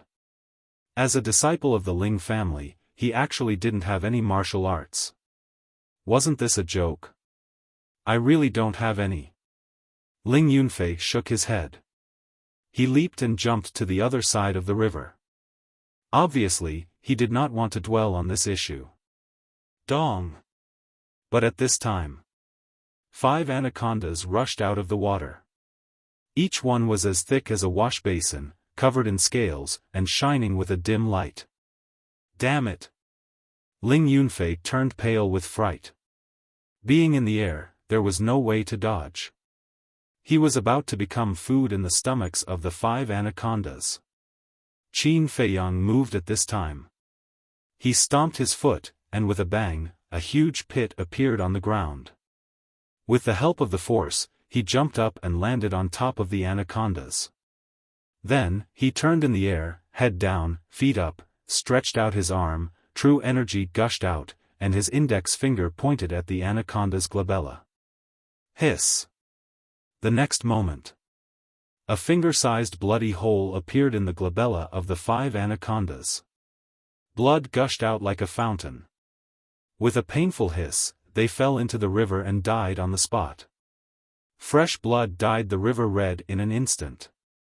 At the same time, Qin Feiyang grabbed the panic-stricken Ling Yunfei and landed on the other side of the river. That was close. Ling Yunfei patted his chest, looked at Qin Feiyang gratefully, and then turned to look at the river. At this moment, he could not help but take a deep breath. These anacondas were ferocious beasts comparable to a 4-star martial master. They were actually killed in an instant? Was this a dream? He hurriedly looked at Qin Feiyang's index finger, and found that the index finger seemed to be condensed by ice, emitting a bright light. This is ice crystal finger. It is considered a good martial arts technique. Qin Feiyang smiled, and withdrew his true energy. The ice crystal on his index finger also quickly dissipated. Is this the power of a martial arts technique? Ling Yunfei's eyes shone. That was desire. Qin Feiyang saw it, but did not say anything. He smiled and said, "Let's go." Ling Yunfei hurriedly said, "Wait, we don't need the corpses of these anacondas, but we have to collect the snake scales on their 7 inches. Collect the guts for what?" Qin Feiyang frowned. "You don't know?" "That's right, I haven't told you. The big hunting competition is about who can kill the most ferocious beasts. Ordinary ferocious beasts are relatively large, and the Qianquan bag can only hold a few. So in the past, as long as it is not a particularly rare ferocious beast, everyone will only take the most important parts to prove that they have killed it. The most important parts of these anacondas are the snake scales on their 7 inches. After Ling Yunfei finished his explanation, he prepared to go down the river to collect the snake scales. You just entered the Black Bear Mountain and already killed a few anacondas. Your luck is not bad. However, at this moment, accompanied by a mocking voice, more than 10 young men and women walked out from the forest behind them, with a cold smile on their faces. Qin Feiyang's eyes turned cold.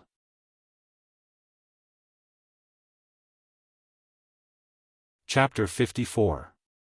More than 10 people walked over and blocked Qin Feiyang and Jiang Haotian's path. "Jiang Chuan, what are you doing?" Ling Yunfei looked at the young man in black and frowned. "Isn't it obvious? How dare you ask? You are indeed the trash of the Ling family." Jiang Chuan sneered.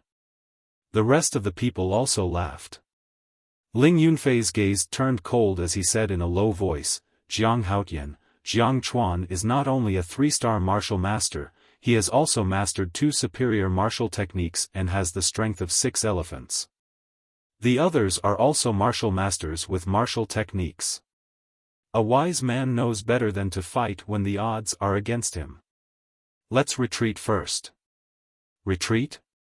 Qin Feiyang frowned and turned to look at the anacondas in the river. Although the river was turbulent, the anacondas were too large and had not been washed away yet. This was his prey. How could he let others snatch it away? Suddenly, his gaze focused and locked onto a certain part of the water. There was a faint whirlpool there.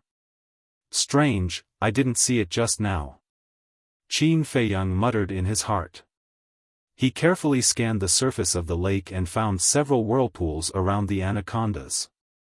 I understand now. The anaconda's blood must have attracted other aquatic beasts. His eyes flashed as he turned to look at Jiang Chuan and the rest. Seeing that Jiang Chuan and the rest did not notice the abnormality in the water, he revealed a look of regret and sighed. I really don't want to give it to you, but I have no choice. Who told you to outnumber me? Jiang Chuan laughed. The rest laughed as well. At least you know what's good for you. But let me give you a word of advice. Don't play any tricks. Otherwise, you will die a horrible death. Jiang Chuan's eyes flashed with killing intent. He took 2 steps back and shouted, "Get to the back right now." Qin Feiyang shrugged and looked at Ling Yunfei with a smile. Let's go. Ling Yunfei nodded. Then, the 2 of them walked past Jiang Chuan. Coward. Jiang Chuan sneered in disdain and said to the youths beside him, You guys, quickly go down and cut off the scales of the anacondas. Okay. The youths immediately pulled out the daggers at their waists and swam down the river towards the anacondas. Qin Feiyang stood 5 meters away and watched this scene coldly. However, Ling Yunfei clenched his fists tightly. His eyes were burning with anger. He lowered his voice and said, Those bastards are really lucky. The show is just about to start. Qin Feiyang said in a meaningful tone. Ling Yunfei was stunned. He looked at Qin Feiyang in confusion. Qin Feiyang didn't say anything. He just smiled mysteriously. Brother Jiang Chuan, I got the snake scale. I got it too. The youths shouted excitedly as they swam towards the shore. He calm. But at this moment, more than a dozen ferocious monsters rushed out of the water with deafening roars, creating huge waves. They were 2 to 3 meters long. Their bodies were black and covered with hard scales. Their huge eyes were filled with ferocity. Damn it! Why are there black-scaled crocodiles? Come up quickly. Jiang Chuan and the others turned pale and hurriedly shouted at the few youths. Brother Jiang Chuan, save me. The youths were scared out of their wits. They screamed for help and fled at the same time. They used all their strength.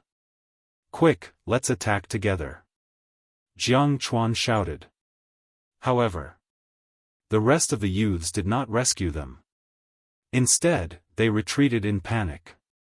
What are you doing? Jiang Chuan was furious. Ah! At this moment, a few screams of pain rang out. Jiang Chuan looked back and his face turned pale. The youths in the water had been dismembered by the black-scaled crocodiles. The scene was extremely bloody. Run! Those who were retreating were scared out of their wits. They hurriedly turned around and fled into the forest without looking back. Seeing this scene, Ling Yunfei was overjoyed. He turned to look at Qin Feiyang and asked, Is this the good show you were talking about? Now, it's the real show. Qin Feiyang smiled coldly. Killing intent surged in his eyes. Swoosh! He used the shifting smoke steps and landed in front of a person in an instant. He punched with all his strength. No one expected Qin Feiyang to suddenly attack at this moment. They were caught off guard. That person screamed and fell into the river like a meteorite. Several black-scaled crocodiles pounced on him and died on the spot. Jiang Haotian, you're courting death. The others were shocked. Their eyes were filled with killing intent. True Qi gushed out and rushed towards Qin Feiyang. Wind Thunder Palm. Qin Feiyang glanced at them. True Qi surged in his palm and he struck out. Woo woo, with a palm strike, a gust of wind blew and sand and stones flew. The dozen or so people who were rushing towards him were blown away like fallen leaves in the wind. Accompanied by a series of thumping sounds, they fell into the river one after another. For the black-scaled crocodiles, this was a delicious meal. Their eyes were ferocious as they pounced forward crazily. Screams immediately rolled out in this place. Jiang Haotian, I'm going to kill you. Now, I'll let you experience the power of the reckless ox fist. Seeing this, Jiang Chuan was infuriated. He ran in front of Qin Feiyang in a few steps and threw a punch. This punch was extremely fierce. The wind from the punch was like the roar of a bull. The momentum was quite shocking. Reckless ox fist. Qin Feiyang was surprised. Then, he smiled in relief. The Jiang family, the Mu family, and the Ling family all bought the reckless ox fist. As a child of the Jiang family, it was not strange that Jiang Chuan knew how to use the reckless ox fist. However, wasn't it a bit too naive to use his martial arts to kill him? Qin Feiyang smiled disdainfully. He raised his arm like lightning and his index finger turned into ice crystals. He blocked Jiang Chuan's fist with one finger. How is this possible? Jiang Chuan's eyes widened. Didn't Patriarch Jiang tell you that I was the one who sold the reckless ox fist to him? Qin Feiyang's index finger trembled. The power in his body poured out without reservation. It had the strength of 8 elephants. Crack! Jiang Chuan's fist instantly split open and flesh flew everywhere. His entire body was sent flying and fell into the river with a thud. The 2 black-scaled crocodiles immediately pounced. Get lost! Jiang Chuan let out a furious roar and smashed his other hand forward. Ao! The 2 black-scaled crocodiles howled and were sent flying on the spot. However, this action angered the entire group of crocodiles. They swarmed forward, and their bloody fangs were terrifying. Jiang Chuan's face was pale. Beside him floated the corpse of an anaconda. He had an idea. He grabbed the scales on the anaconda's body and jumped up with all his might. He was about to reach the shore. Get lost! Qin Feiyang came to the shore at this time. His face was cold as he kicked mercilessly. Jiang Haotian, don't! Jiang Chuan shouted anxiously with a pleading tone. But Qin Feiyang turned a deaf ear and kicked his lower abdomen. Ao! With a squeal that sounded like a pig being slaughtered, Jiang Chuan once again fell into the water. Moreover, he fell right beside the mouths of the black-scaled crocodiles. The outcome was obvious. He was mercilessly torn to pieces by the black-scaled crocodiles. Jiang Haotian, we were wrong, we shouldn't have snatched your spoils of war. Please be merciful and save us, there were still 3 people who didn't die. They only lost an arm and struggled in the water, asking Qin Feiyang for help. But in the next moment, they were dragged into the water by the black-scaled crocodiles and never surfaced again. All of this happened slowly, but the whole process took less than 10 breaths. Jiang Chuan and his group were completely wiped out. Blood dyed the river red for dozens of meters. The smell of blood was nauseating. Ling Yunfei, who was behind, was dumbfounded. He didn't expect that Jiang Chuan and the others, who he was afraid of, would be so vulnerable in front of this person. This was the power of martial arts. At this moment, he had an unprecedented desire. What surprised him the most was Qin Feiyang's observation skills. From the previous situation, Qin Feiyang had obviously noticed that there were other beasts lurking in the river. But he and Jiang Chuan's group didn't notice it at all. This meant that compared to the person in front of him, he was still far behind. Taking a deep breath, Ling Yunfei strode over and gave Qin Feiyang a thumbs up. He shook his head and smiled bitterly. Just now, I thought you were really going to give up. But your method is a little. At this point, Ling Yunfei frowned and glanced at the bloody river. He felt a little uncomfortable. Qin Feiyang said, "You want to say that I'm cruel?" Ling Yunfei nodded. "I've tolerated the people of the Jiang family for a long time. They were courting death. What's more, this world is very cruel. If you don't kill them today, you'll probably die in their hands tomorrow. Living in such an environment, the only thing you have to do is to be more ruthless than others." Qin Feiyang sneered. Hearing this, Ling Yunfei was speechless for a moment. Qin Feiyang turned to look at him and said, "You're the best example. You're obviously talented, but you're not valued. You don't even have martial arts skills. Have you ever thought about why?" Ling Yunfei clenched his fingers and said in a deep voice, "You don't understand my business." Qin Feiyang said, "I really don't know your difficulties. But if it were me, I wouldn't be silent. I would work hard to defeat all the problems and enemies in front of me." Ling Yunfei was furious and roared, "You have a family, a background, and someone to support you. But I'm different. I'm just an insignificant and pitiful person. No one will sympathize with me. Do you understand? Sympathize?" Qin Feiyang shook his head in disappointment. He turned to look at the blood-red river and said lightly, "I'll give you a word of advice. Those who need sympathy are all good-for-nothings. Those who really have backbone are those who work hard to protect their dignity." Ling Yunfei's body trembled. Splash! The group of black-scaled crocodiles emerged from the water and stared at Qin Feiyang, but they didn't dare to approach. There was obvious fear in their eyes. Soon. They then submerged into the water and disappeared. Qin Feiyang didn't intend to hunt them. Because hiding in the water was very troublesome. It was better to find other prey. "Let's go. The real hunt begins now." Qin Feiyang turned and walked into the forest.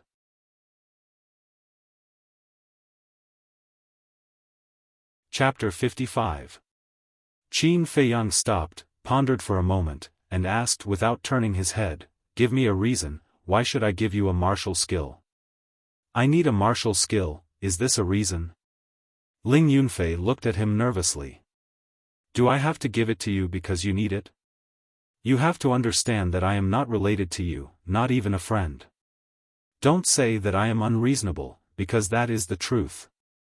Back then, for the cleansing marrow pill, I struggled for 5 years, but who gave me one? However, when you think clearly about why you want a martial skill so much, then come to me, maybe I will consider it." Qin Feiyang said lightly, then took a step and rushed into the forest. Ling Yunfei's eyes were filled with disappointment. He sighed deeply and quickly caught up, asking, "Why are you looking for the cleansing marrow pill?" "I don't want to mention the past again." As Qin Feiyang spoke, he listened to his surroundings and observed his surroundings. Ling Yunfei was stunned. He never thought that he would get such an answer. "Be careful." Suddenly, Qin Feiyang shouted and pushed Ling Yunfei away with a palm. Without hesitation, he pulled out Chang Shui and swung it at the grass beside him. Suddenly, blood appeared. Bang bang! A crane-crowned snake was split into 2 and fell on the grass.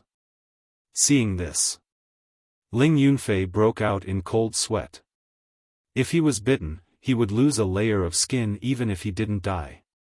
Qin Feiyang quickly cut off the flesh crown, put it into a free qianquan bag, put away Chang Shui and continued to move forward. Ling Yunfei hurriedly followed, not daring to be distracted. Along the way, the two encountered many fierce beasts, but they were all dealt with by Qin Feiyang. As for the spoils of war, the two of them split. Unknowingly, the sky darkened. Ling Yunfei looked at the night sky and frowned. Jiang Haotian, the Black Bear Mountain is very dangerous at night. Why don't we find a place to rest for the night and continue tomorrow morning? The deep mountains at night always gave people an inexplicable sense of danger. But for Qin Feiyang, night was the best time to hunt. However, he didn't object to Ling Yunfei's suggestion. He found a secluded cave and rested for a while before entering the depths of the mountain alone. Roar! Soon, inside the pitch-black mountain, a loud howl of a wolf resonated. It carried with it a terrifying amount of energy that alerted all the beasts within hundreds of miles. White-eyed wolf, aren't you a little too fast? On a small mountain. Qin Feiyang lowered his head to look at Wolf King, his eyes filled with disbelief. He avoided Ling Yunfei and left the cave in order to let Wolf King out for some fresh air. But he didn't expect that Wolf King's strength had advanced further. If he didn't take into account martial arts, he was no longer a match for Wolf King. Wolf King rolled his eyes and said proudly, "Brother Wolf is talented. What's there to be surprised about?" Qin Feiyang was suddenly speechless. Wolf King suddenly sniffed hard. A trace of surprise crawled up in his bell-sized pupils. He said, "Little Qin Zi, Brother Wolf smells blood." Blood? Qin Feiyang frowned. "Follow me." Wolf King jumped up and ran down the mountain. Qin Feiyang immediately followed. However, after running for hundreds of breaths, Wolf King didn't stop, nor did he see anyone fighting. Qin Feiyang said, "White-eyed wolf, is there something wrong with your dog nose?"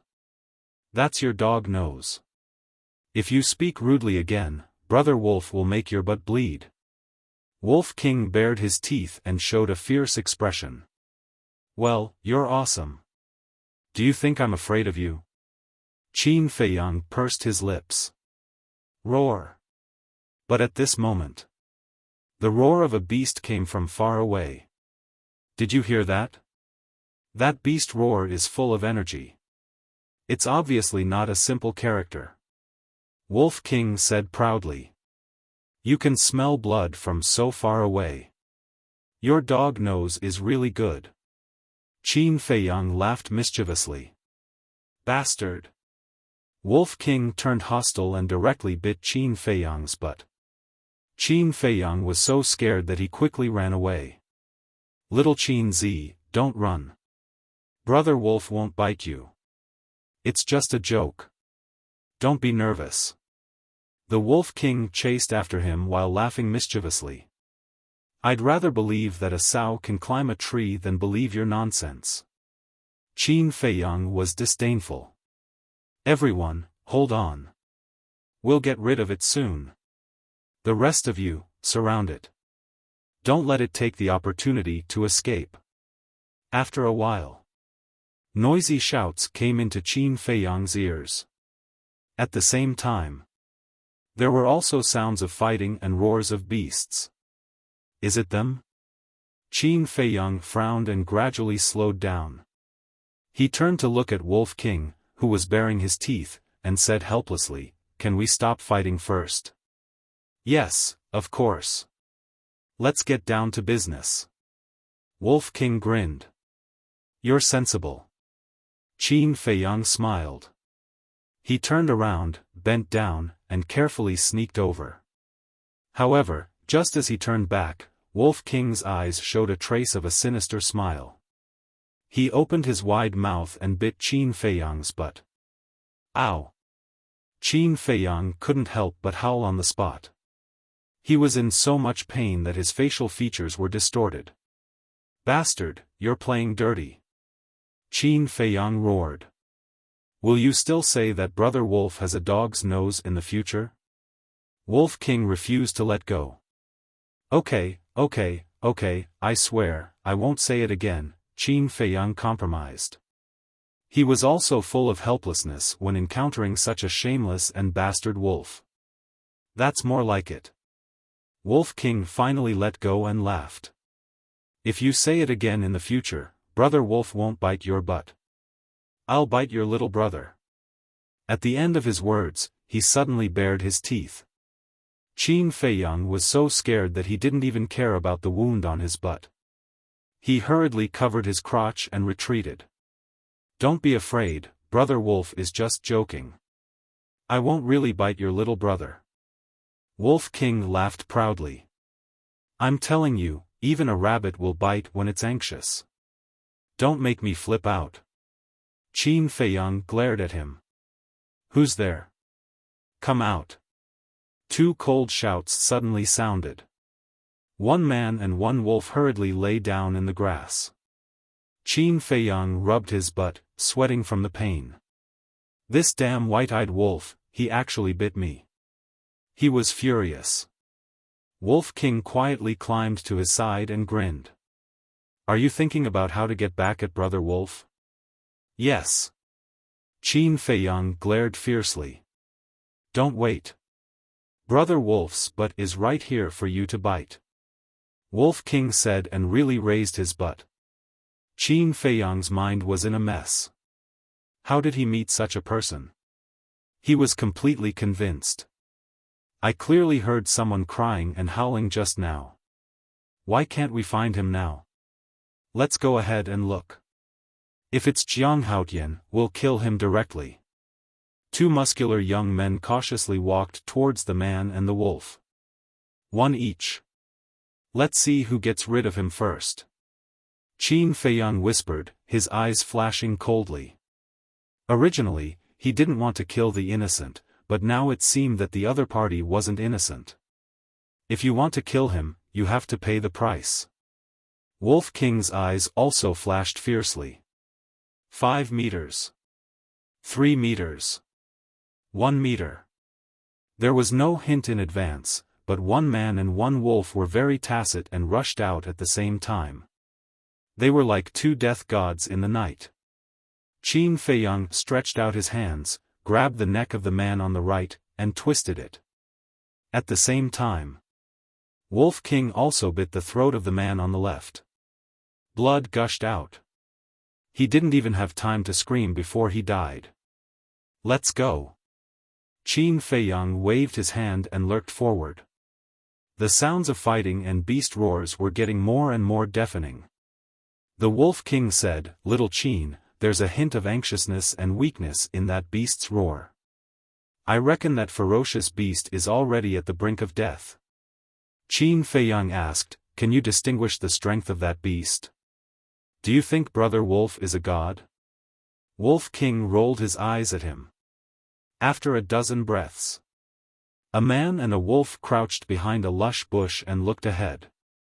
50 meters ahead, dozens of young men and women were displaying their strengths and fighting fiercely with a huge black bear.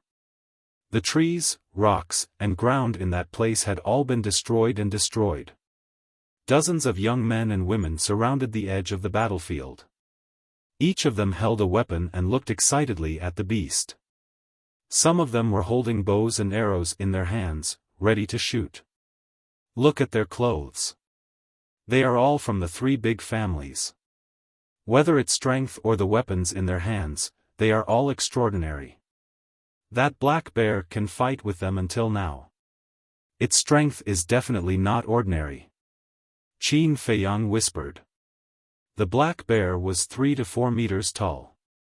Although its body was covered in knife and sword wounds, its fist-sized pupils were filled with ferocity. Its millstone-sized bear paws were even more ferocious. When it slammed down, the ground would crack. The dozens of people fighting with it were also full of scars.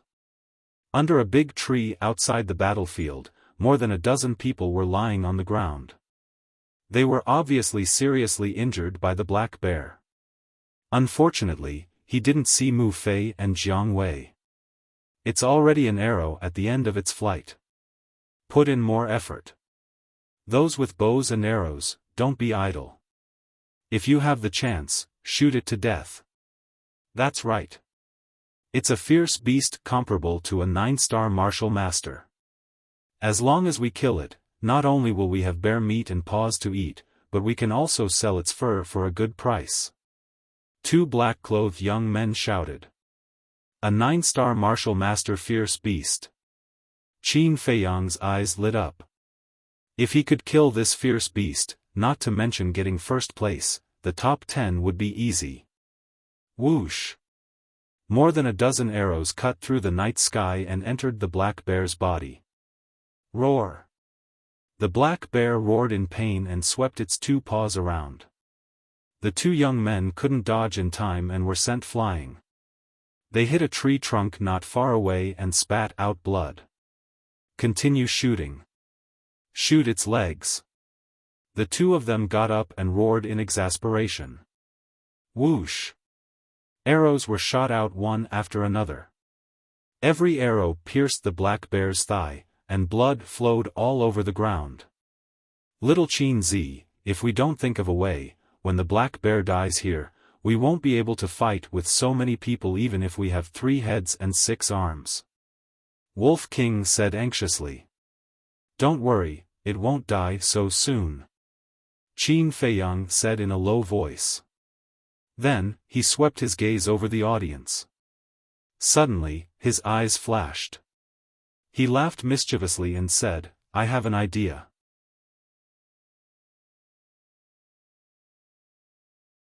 Chapter 56. Qin Feiyang whispered a few words into Wolf King's ear. Will it work? After hearing this, Wolf King looked at him doubtfully. It definitely won't be a problem. Qin Feiyang patted his chest and promised. Okay, for the delicious bear paws, Brother Wolf will fight. Wolf King nodded, got up and walked out of the bushes, and suddenly howled. Wolf! The people at the scene suddenly changed color. Wolves were ferocious by nature. And the most important thing was that wolves were social creatures. So after hearing the wolf howl, everyone instinctively looked at Wolf King, including the dozens of people who were fighting with the black bear. Immediately, they saw a pair of faint green eyes coldly staring at them, causing their scalps to tingle. Roar! At this moment, the black bear seized the opportunity and its ferocious nature was unleashed. Its 2 millstone-sized bear paws swept out, and the dozens of young men and women around it were directly sent flying. All of them spat out blood and their faces were pale. There were even a few people who fainted on the spot. Following closely, the black bear took large strides and ran wildly into the forest. Don't let it escape. Damn it, why did a wolf suddenly appear? Those with bows, what are you waiting for? Quickly shoot it. Those who were sent flying did not even care about their injuries and quickly surrounded the black bear again. Those with bows and arrows were divided into 2 groups. One group of people put arrows on their bows and shot at the black bear, while the other group of people turned their arrows and madly shot at Wolf King. The wind is tight, retreat. Wolf King's expression changed and hurriedly turned around to flee. Whoosh! More than a dozen arrows turned into a rain of arrows, piercing through the air. The arrowheads flickered with a terrifying cold light in the dark night. Wolf King was like a monkey, dodging left and right, and with great difficulty avoided the rain of arrows. But there were still a few arrow wounds on his body. Blood flowed and dyed his white fur red. However, this was not the end. An arrow whizzed through the air like a cold poisonous snake, flying between its legs. Ah, Brother Wolf's balls, eh? I'm fine. Luckily, Brother Wolf is lucky and his balls aren't broken. Wolf King was so scared that he broke out in a cold sweat. Without looking back, he fled into the distance. In the meantime, Qin Feiyang was also within the range of the rain of arrows, but the arrows that were shot at him were easily cut down by Chang Shui, causing him no damage at all. Under a large tree on the left, a heavily injured woman in red leaned against the tree trunk. She looked in the direction where Wolf King had disappeared, her eyes emitting a shocking cold light. Suddenly, she turned to look at the archers beside her and shouted, "You guys go after it. No matter what, you have to kill that beast." "All right." The archers nodded, raised their iron bows and chased after Wolf King. As long as it wasn't a pack of wolves, it would be easy to deal with. But just as they were passing by the shrubs, Qin Feiyang leaped out like a ghost. The cold light of the Chang Shui in his hand exploded as he sliced off their necks. "Someone, ambush!" One of them covered his neck, stared at Qin Feiyang in disbelief, and roared with all his strength. But the sound was almost inaudible. It was completely covered by the sounds of fierce fighting and the roar of the black bear. Bang! The next moment, he fell to the ground and died. Seeing that there was only one wolf, the people of the three families didn't take it to heart. Their attention was focused on the black bear again, and it was night now. With the cover of the shrubs, no one discovered that they were already dead. Qin Feiyang glanced at the battlefield, and a sneer crept up on his face. He swiftly took the quivers of several people, and carried them on his back. Then, he grabbed an iron bow, and quickly retreated to join the Wolf King. Wolf King was licking his wounds. When he saw Qin Feiyang coming, he immediately showed a fierce expression and said, "Little Qin Zi, Brother Wolf's balls almost fell off. If you don't get Brother Wolf's paw, Brother Wolf will not let you off. Do you have balls?" Qin Feiyang glanced at him curiously. "Your little butt is asking for a bite again, isn't it?" The Wolf King chuckled and stared at him maliciously. Qin Feiyang's veins were bulging. He snorted and said, "You win. Next is the second step of the plan. You will distract their attention, and I will hide in the dark and shoot arrows to make them panic. In this way, the black bear will have a chance to escape." The first step of his plan was to get an iron bow and enough arrows. "Damn, you want Brother Wolf to be the bait again." "I won't do it," Wolf King said angrily. "Do you still want to eat bear paw?" Qin Feiyang asked. "Yes." Wolf King nodded. "Hurry up if you want," Qin Feiyang said impatiently. "No." Wolf King shook his head. "Then do you want to eat bear paw or not?" Qin Feiyang frowned. "Yes." Wolf King nodded and became energetic again. "Then let's do it quickly," Qin Feiyang said angrily. "No." Wolf King shook his head. Qin Feiyang suddenly became angry and shouted, "You want to eat bear paw, but you don't want to be the bait. What do you want? If you have the ability, why don't you shoot the arrows? Brother Wolf has no hands, how can he shoot the arrows? You're clearly making things difficult for him. Besides, what if this time, Brother Wolf's balls really burst? Will you pay for it? Can you afford it?" Wolf King stared at him righteously. "Okay, I completely lose to you. I'll go alone, okay?" Qin Feiyang really had an impulse to curse. He felt powerless and turned to run toward the battlefield. Little Qin Zi must be despising Brother Wolf in his heart now. Damn it, I'll fight. Balls, you must take care of yourself. Wolf King made up his mind and caught up with Qin Feiyang, saying, "Remember, you must be fast, accurate, and ruthless. Don't worry about me." Qin Feiyang smiled. "Okay, let's go." Wolf King ran to the right side of the battlefield. Qin Feiyang ran to the left side of the battlefield and hid behind a big tree. The black bear's situation was critical. Its whole body was dripping with blood, and its eyes were dim. It even seemed to be extremely difficult for it to wave its two paws. A woo! Wolf King stood on a small hillside opposite and howled into the sky. What's going on? Is there more than one wolf? The people of the three major clans changed color again. Those who were holding bows and arrows quickly put arrows on their bows and shot at Wolf King. Whoa! The Wolf King turned around and fled. Its howls caused the people present to involuntarily feel their hair stand on end.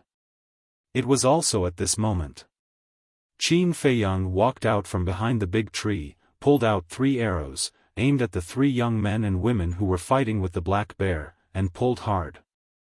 Whoosh! Accompanied by the sound of 3 arrows piercing through the air, the 3 arrows sank into the 3 people's chests. Suddenly, blood splattered in the air. Who the hell is shooting arrows randomly? Can't you be more accurate? The sudden change made the rest of the people turn pale with fright, and they roared again and again. Whoosh! Qin Feiyang smiled coldly and took out 3 more arrows. The 3 arrows were released simultaneously, and another 3 young men and women lost their lives on the spot. Subsequently, he turned around and disappeared into the forest, changing his location. Who the hell is it? Get out here! Those who were fighting with the black bear, while burning with anger, could not help but be frightened. Those who were holding bows, however, showed a look of surprise and innocence. They were indeed aiming at the black bear before shooting. How could they shoot their companions? The woman in red swept her eyes across the scene, and her expression suddenly changed. She shouted, "No, it's not our people. Someone is hiding in the dark and shooting arrows." Whoa! The wolf howled again. Whoosh! At the same time, a cold arrow, like lightning, cut through the sky and shot into the woman in red's chest. Ah! With a scream, the woman in red fell to the ground and died. Who is it? Come out and fight if you have the guts. Hiding and sneak attacking, what kind of man are you? The people of the 3 big families began to panic. On one side, there was a ferocious wolf, and on the other side, there was a cold-blooded killer. If this continued, who knew how many people would die tragically under the arrows? But the black bear, its spirit was greatly lifted. For a time, its courage was unstoppable, and it killed the people of the 3 big families, making them retreat step by step. Quickly stop it! A young man roared. But before his voice fell, his throat was pierced by an arrow, and he died on the spot. Who the hell is it? The people of the 3 big families were completely in a mess. The black bear destroyed a gap, dragged its exhausted body, and fled into the forest without looking back. Chase! More than a dozen powerful young men immediately chased after it. Whoosh! 3 arrows whistled through the air. More than a dozen people hurriedly dodged. With a puff, the 3 arrows pierced into the trunk of a nearby tree. That was close. More than a dozen people were shocked and broke out in a cold sweat.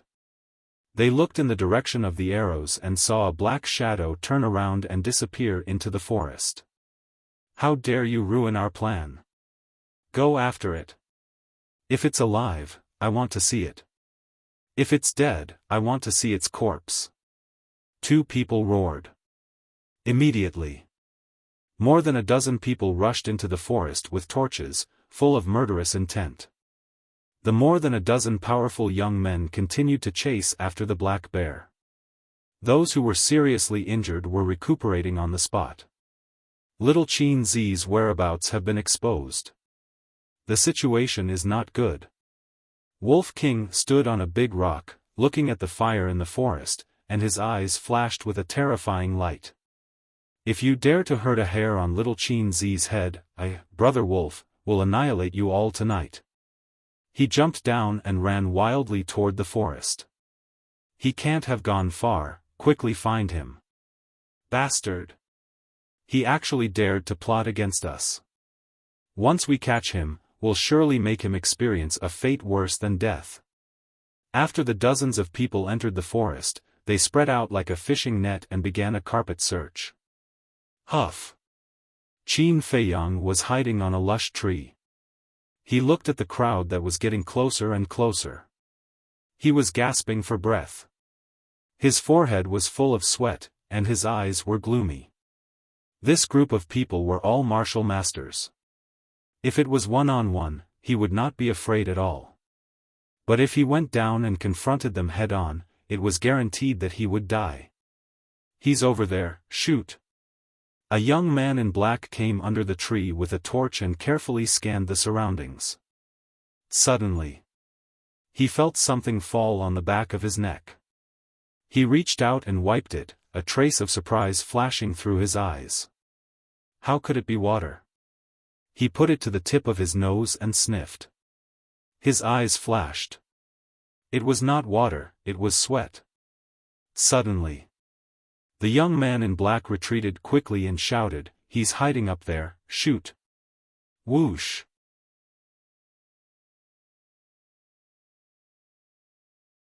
Chapter 57. Qin Feiyang's eyes darkened, and he decisively entered the castle. The rain of arrows was sharp and threatening. All the branches were broken. For a moment. In this place, leaves were flying like rain. Dozens of people from the three families all raised their heads and stared at the treetops. However, when the leaves fell and everything was in sight, there was not even a mosquito, let alone a person. Didn't you say he was up there? Where is he? Everyone looked at the young man in black. Sorry, I made a mistake. Let's keep looking. The young man in black smiled embarrassedly. But he was very confused. There was obviously sweat dripping, but why was there no one? Dozens of people walked under the tree one after another and gradually went away. However, they didn't realize that a pair of green eyes had been following them from the beginning. Strange. Where is little Qin Zi hiding? By the way, the castle. It walked under the tree and whispered, "Little Qin Zi, they are gone. You can come out now." Before its voice died away, Qin Feiyang appeared out of thin air. He looked up at the fire in the forest and said with fear, "Fortunately, I ran fast, or I would have been shot into a sieve. Go, kill them all." The Wolf King said in a low voice, its ferocious aura threatening. Qin Feiyang shook his head and said, "No, no, no, now we don't have time to waste with them. Go find the black bear, or the three families will beat us to it." Wolf King suddenly said, "Yes, Brother Wolf almost forgot about the bear paw. Let's go." A man and a wolf turned and chased after the black bear. Wolf King's nose was very sharp, so Qin Feiyang was not worried about losing him at all. They chased all the way. The trees, the stone mountain, and the ground were all seriously damaged. Obviously, it was caused by the fight between the black bear and the dozen people. Roar!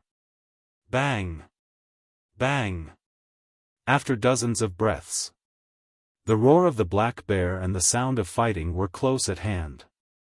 A man and a wolf lurked over, lying on a boulder, and looked out. The black bear was trapped once again. Its blood dyed the ground red, and it was extremely weak.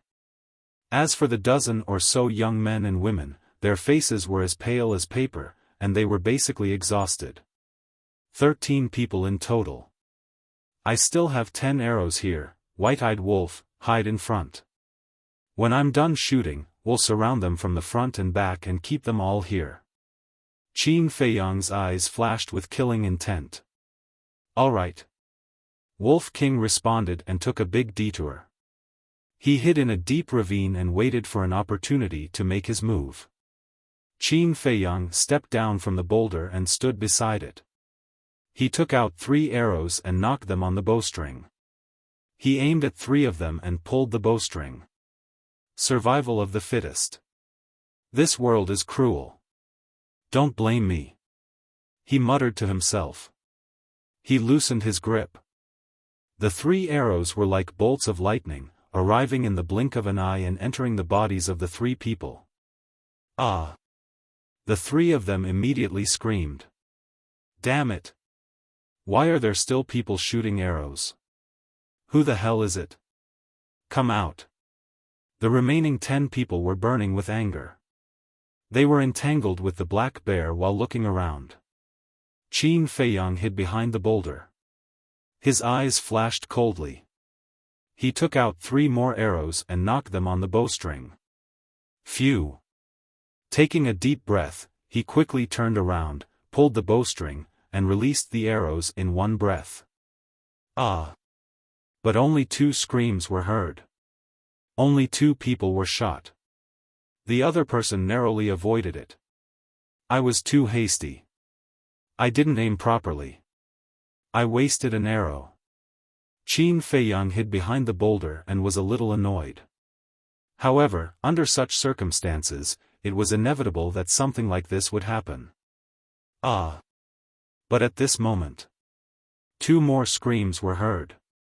Qin Feiyang stared blankly and looked over. It turned out that the black bear took advantage of the 8 people's panic to counterattack and kill 2 of them. In this way, there were only 6 people left. It's easy to dodge a spear in the open but difficult to guard against a hidden arrow. Let's retreat. What? It wasn't easy to seriously injure this beast. I'm not willing to retreat just like that. What can we do even if we're not willing? If this continues, we'll all die sooner or later. Where there's life, there's hope. Don't dawdle. Let's go. After dawn, we'll find that person and settle accounts slowly. The 3 young men turned around and began to flee. Seeing this, the other 3 didn't dare to stay any longer and also fled. The black bear didn't chase because it was powerless to chase. It directly collapsed on the ground and couldn't move. Escaped? Qin Feiyang frowned. This was a situation he didn't expect. Kill as many as you can. He made up his mind and decisively took out 3 arrows. He aimed at the 3 people behind him and released his grip. The arrows immediately broke through the air. However, the result. All 3 arrows missed their target. Bastard, don't let me find out who you are. One of them roared. Qin Feiyang took out the last arrow, but in the end, he put down the iron bow and said in a hoarse voice, "Let them leave." He was speaking to the Wolf King and had also changed his voice slightly. Although the 6 people were seriously injured, they could fight with the black bear for so long. It was enough to prove that even if they were not 9-star martial masters, they were at least 8-star martial masters. Therefore, he was not sure that he could keep all 6 of them. Instead of wasting this energy, it was better to get rid of the black bear first. Qin Feiyang looked at the black bear and took a step forward. However, he suddenly retracted his steps and hid behind the boulder. He suddenly thought that the 6 people were likely to hide in the dark and peep. In this way, his identity would be exposed. At that time, he would inevitably face endless revenge. Pucci. He lowered his head and pondered for a moment. Then he tore off his coat to cover his face and strode out. Wolf King also followed him out of the jungle. Not far away, there was a torch, so Qin Feiyang could clearly see the situation of the black bear. It was easy to kill it now. At the same time, the black bear could also clearly see Qin Feiyang and Wolf King. Although it did not even have the strength to get up, the fierce light in its eyes was enough to make anyone treat it seriously. Who is he? He's actually with the wolf. The 6 people did not leave. They hid not far away and peeped. But when they saw a man and a wolf, they were puzzled. With the wolf, one of the young men in white kept muttering this sentence. He seemed to have thought of something, but for a moment, he could not remember what it was. Suddenly, his eyes shone brightly as he said in a low voice, "I've got it. They're the only ones in this strange group." Who? The 5 people looked at him in surprise. Qin Feiyang. The young man in white said word by word. So it's him. The 5 people's bodies trembled. At the same time, Qin Feiyang and Wolf King looked at each other and approached the black bear. At the thought of being able to eat delicious bear paws soon, Wolf King's eyes couldn't help but shine and drool. Roar! But at this moment, A loud and clear roar, like a sudden clap of thunder, suddenly exploded in the forest not far away. Wolf King was so scared that he staggered on the spot. Dong! Following that, there was a sound of the earth shaking. The black bear's eyes immediately showed a trace of joy. It stood up tenaciously and let out a roar. However, one man and one wolf were shocked. Because this sound of shaking was the sound of footsteps. In other words, there was an unknown ferocious beast that was running towards them. Moreover, it was not difficult to judge that this beast was not only huge, but also very powerful. Not good, it's the Beast King of Black Bear Mountain, retreat. Suddenly, a terrified shout rang out. Qin Feiyang looked towards the direction of the sound. Suddenly, he saw 6 black shadows, fast as lightning in the forest, and soon disappeared. Sure enough, they are spying in the dark. Qin Feiyang muttered and couldn't help but feel a lingering fear. Fortunately, he thought of this in advance. Otherwise, not only would this fake identity be exposed, even his real identity would be exposed. After all, he was the only one who dared to associate with wolves in the entire Black Bear City. Beast King. But then, he realized the main point. The beast that came was actually the Beast King of Black Bear Mountain. And the way it looked at the black bear was definitely related to it. The sound of footsteps was getting closer and closer. Qin Feiyang could already clearly feel that the ground under his feet was shaking. If he didn't run now, when would he? White-eyed wolf, run! Qin Feiyang shouted in a low voice. Wolf King looked at the black bear unwillingly and followed Qin Feiyang, quickly retreating. In less than 5 breaths, a huge creature trampled over the trees and rocks and arrived in front of the black bear. This was also a black bear.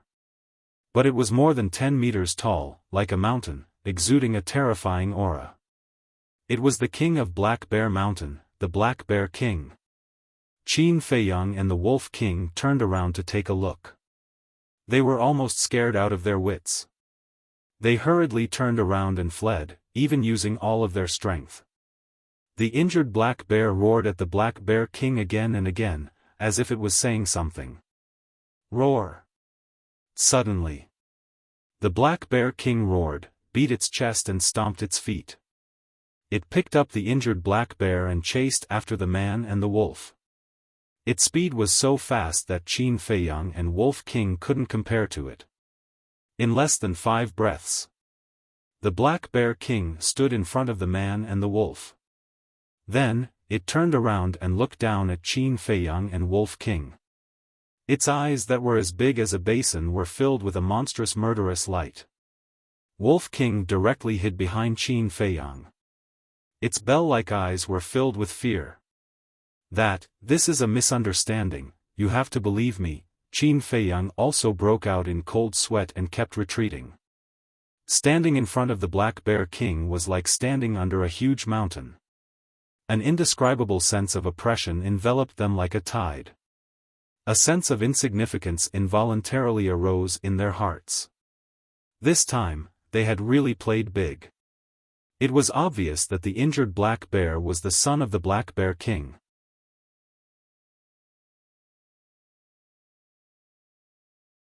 Chapter 58. Facing this giant, Qin Feiyang and Wolf King were extremely nervous. Previous chapter. Next chapter. Boom. Suddenly, the Black Bear King's eyes exploded with ferocity as it raised its big foot and stepped on the man and the wolf. Quickly enter the castle. Wolf King was so scared that he trembled and hurriedly roared. Roar! But at this time, the black bear cub roared, looking a little anxious. Qin Feiyang was about to bring Wolf King to the castle when the Black Bear King suddenly retracted its big foot, and even its ferocious aura was restrained. What's going on? One man and one wolf looked at each other, puzzled. Sorry, this king misunderstood you. A loud and clear voice rang out in their minds. Who's talking? Qin Feiyang was surprised. The Wolf King also scanned the surroundings in surprise. It's this king.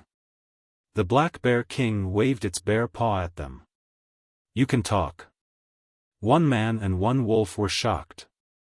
In the past, this king killed a human and was lucky enough to get a beast spirit pill. The Black Bear King said.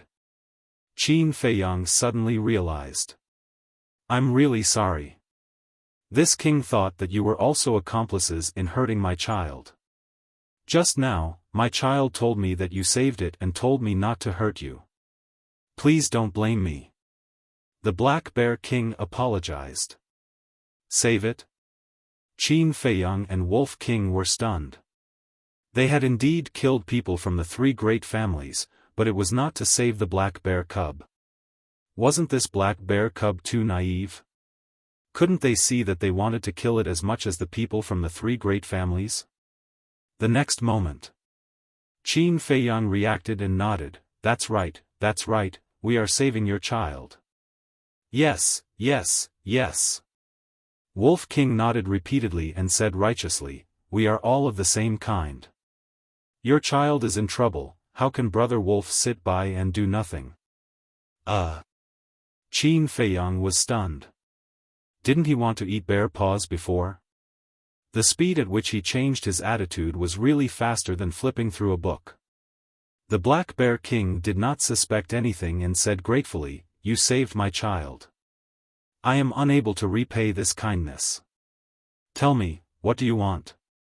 I'll try my best to satisfy you. Wolf King smiled and said, forget about it. It's just a small matter. Hypocrite. Qin Feiyang looked at it with disdain and felt a little ashamed. Because he and Wolf King wanted to kill the black bear cub. But they didn't expect that the Black Bear King would give them a gift to repay them. Wasn't this the same as repaying evil with good? Who said that berserk beasts must be ferocious by nature? In Qin Feiyang's view, this black bear father and son pair were 1,000 times better than those hypocrites. Roar! The black bear cub looked at the Wolf King and growled. Qin Feiyang looked at it in confusion and asked, what is it saying? Brother Wolf doesn't understand bear language either. Wolf King smiled awkwardly. The Black Bear King said, my child said that no matter what, he will repay you. A man and a wolf looked at each other. If this continued, they would really have to find a hole to hide in. Shame. After a moment of silence, Qin Feiyang gritted his teeth and looked at the Black Bear King. Senior, I won't be pretentious. To be honest, I entered the Black Bear Mountain to hunt. Hunt? The Black Bear King was stunned and asked, is it the annual hunting competition of Black Bear City? Senior knows? Qin Feiyang was surprised. This king has been here for decades, of course I know. In this way, you are not actually saving this king's child, but also hunting it. In the end, the Black Bear King's eyes once again flashed with a terrifying murderous light. Qin Feiyang's pupils contracted. Originally, he wanted the Black Bear King to help him hunt a few powerful berserk beasts. This way, he would be sure to win. But he never expected that the Black Bear King would know about the hunting competition. And his mind was beyond imagination. Just by hearing the word hunting, he had seen through his intentions. What should he do? It was obviously impossible to deny it now. Wolf King glanced at Qin Feiyang, his eyes flashing slightly, and hurriedly said, Black Bear King, I promise you with my personality, no, with my wolf character, that little Qin Zi has no intention of hunting your child. In the eyes of humans, this king's child is the most valuable trophy. Do you think this king will believe your words? The Black Bear King glanced at the man and the wolf, full of hostility. We do not deny the value of your child. Those people in Black Bear City, it is precisely because of its value that they desperately want to hunt it. But little Qin Zi is different. Since he was a child, there has been a bear by his side. Although it is just a very ordinary bear, they grew up together and are as close as brothers. Therefore, he has always had a very special feeling for creatures like bears. Brother Wolf can tell you very responsibly that he can ruthlessly hunt any berserk beast, but he will never hunt a bear. The Wolf King made up a bunch of nonsense, but he spoke in an impassioned and touching manner, as if it was true. Really? The Black Bear King looked at him doubtfully. Of course, it is precisely because of this that Brother Wolf became friends with him. Wolf King said solemnly. What about the bear now? The Black Bear King asked. Alas! Wolf King sighed deeply and said sadly, in the winter of the year before last, it went deep into the mountains to look for food for little Qin Zi. As a result, it did not come back for a few days. When little Qin Zi found it, only a cold corpse was left. How did it die? The Black Bear King asked with a trace of sadness in his eyes. Apparently, he already believed it. It was bitten to death by a crane-crowned snake. At that time, little Qin Zi had not yet started cultivating, but he ran to find that crane-crowned snake for revenge without hesitation. Although he succeeded in killing that crane-crowned snake in the end, he was bitten by it. It was also at that time that Brother Wolf bumped into him. Seeing that he was so affectionate and righteous, Brother Wolf saved his life. Slowly, we became friends. Wolf King said, his bell-sized eyes filled with tears. Qin Feiyang stared blankly at Wolf King. This guy is too good at making things up, isn't he? His sad tone, his sad eyes, if he had not known in advance that this guy was talking nonsense, even he would have believed it. At this moment, Wolf King turned his head to look at Qin Feiyang and said, Little Qin Zi, I'm sorry to have reminded you of these sad memories. As he spoke, he gave him a subtle wink. Qin Feiyang understood. He blinked his eyes and forced out 2 drops of tears, revealing a sad face. He shook his head very cooperatively and said, It's not your fault. It's my fault for not being able to protect it well. Wolf King said, Don't blame yourself. Brother Wolf believes that if it's in heaven, it also hopes that you can continue to live happily. A man and a wolf, singing the same tune, made the Black Bear King's tears come out. He looked at Qin Feiyang and blamed himself. Human, I'm sorry. I've wronged you again. I sincerely apologize to you. It's okay. You're also eager to protect your son. It's understandable. Qin Feiyang shook his head. Not only are you affectionate and righteous, but you're also open-minded. I admire you very much. How about this?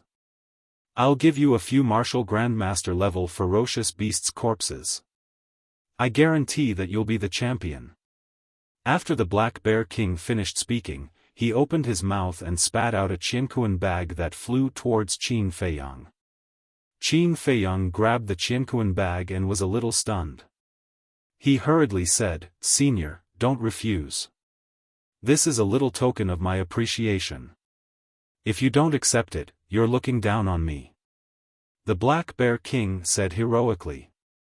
This, Qin Feiyang hesitated. But his heart was already blooming with joy. In the end, he took a deep breath and cupped his hands. Thank you, Senior. You're too polite. If you encounter any trouble in the future, feel free to come to Black Bear Mountain to look for me. The Black Bear King laughed. Definitely. Qin Feiyang also laughed. He did not expect to become friends with the Beast King of Black Bear Mountain by accident. No one would believe it if word got out. Alright, I'll take the child to recuperate first. You guys shouldn't stay in Black Bear Mountain. The Black Bear King smiled and said meaningfully. Qin Feiyang's pupils shrank. He nodded and said, Understood. The Black Bear King carried the black bear cub and quickly disappeared at the end of the forest. Qin Feiyang and Wolf King both breathed a sigh of relief. That was close. I almost died. Wolf King muttered and asked suspiciously, Little Qin Zi, What did it mean by the last sentence? Don't stay in Black Bear Mountain. What will happen? Do you still need to ask? The black bear cub almost died tragically. As its father, how could it let it go? I'm afraid that before dawn, a terrifying beast tide will occur in Black Bear Mountain. Qin Feiyang said.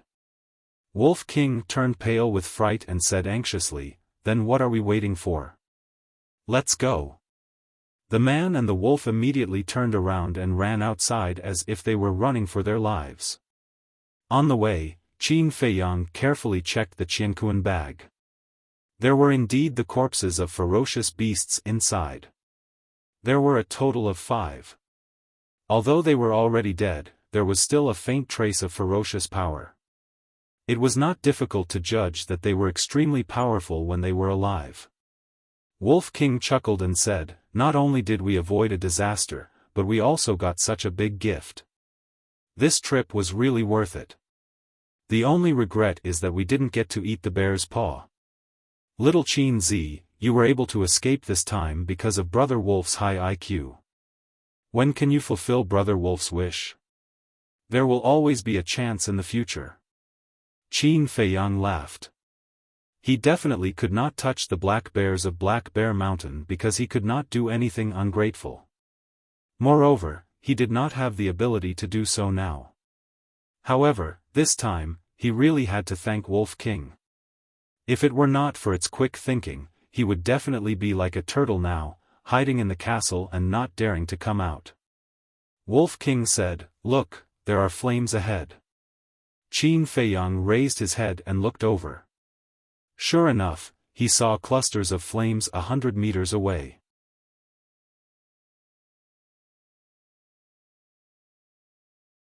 Chapter 59. Let's go and take a look. Qin Feiyang said softly.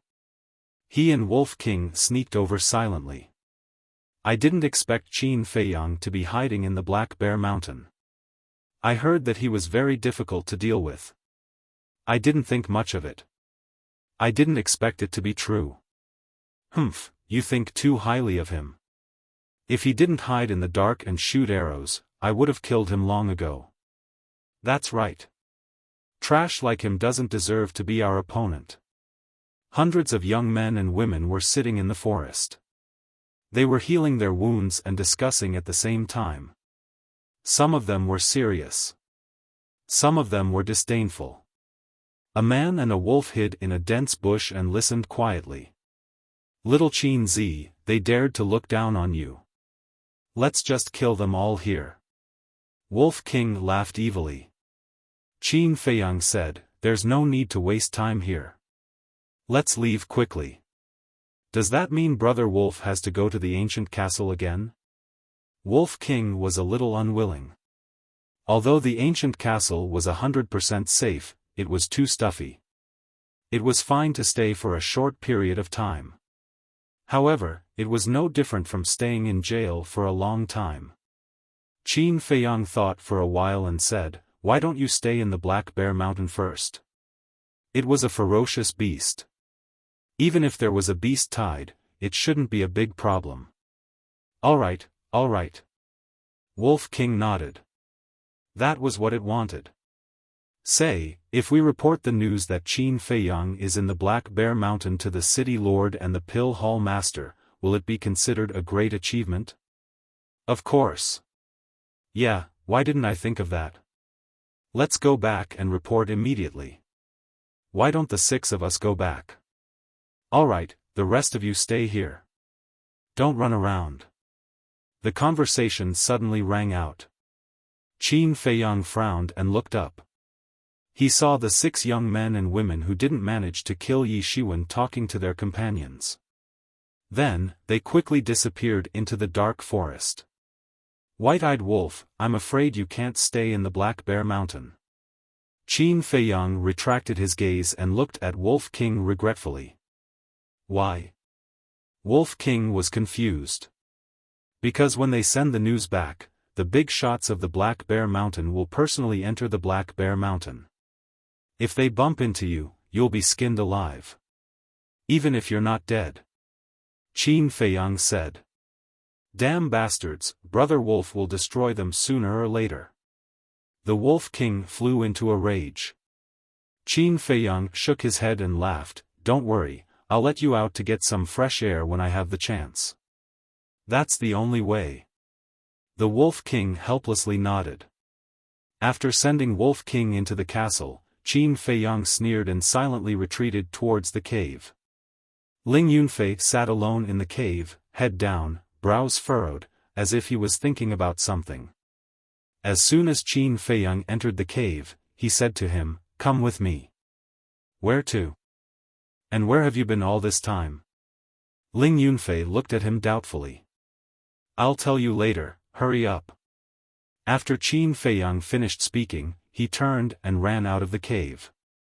Ling Yunfei hurriedly got up and followed, but when he saw that Qin Feiyang was heading towards the outskirts of the Black Bear Mountain, he immediately frowned.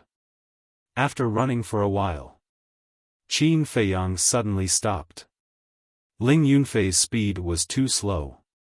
At this rate, he would not be able to reach the Black Bear City before the 6 people.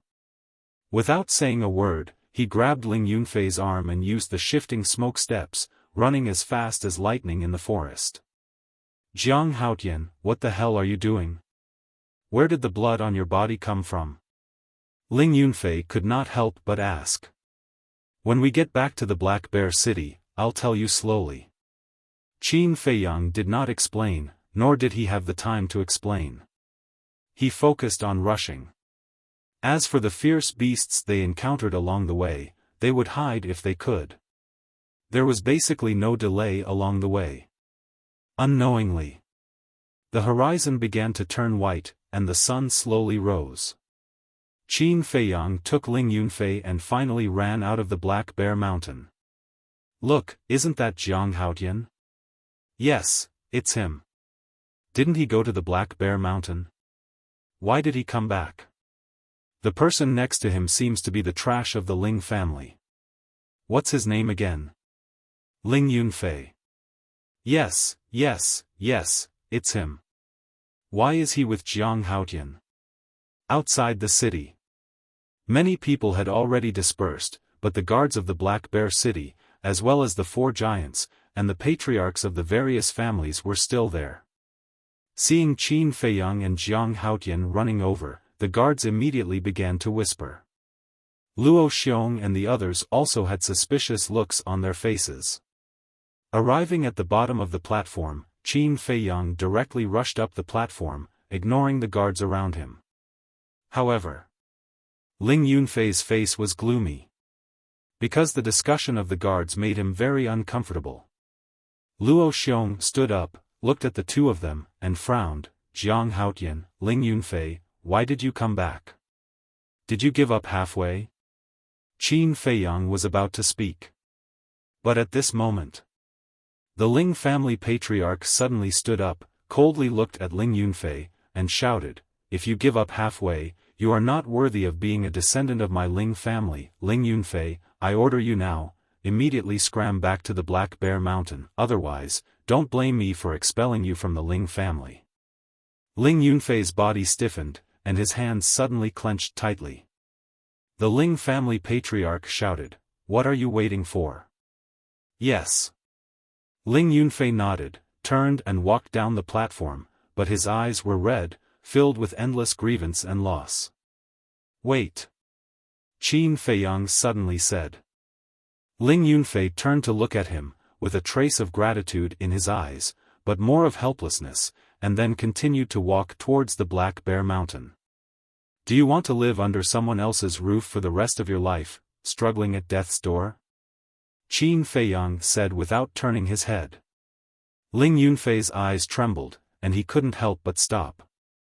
The Ling family patriarch's eyes flashed coldly, and said in a deep voice, "Jiang Haotian, this is my Ling family's family matter, what right do you have to interfere?"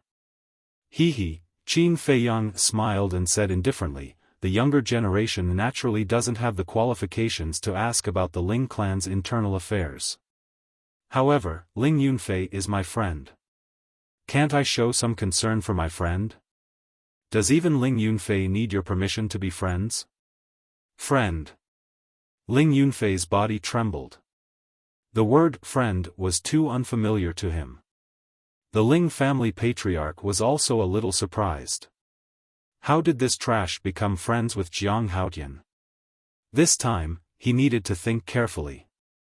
After pondering for a moment, he looked at Qin Feiyang and said in a very tactful manner, Jiang Haotian, your talent is extraordinary, and you are highly regarded by Palace Master Luo. Even Pavilion Master Pei is full of praise for you.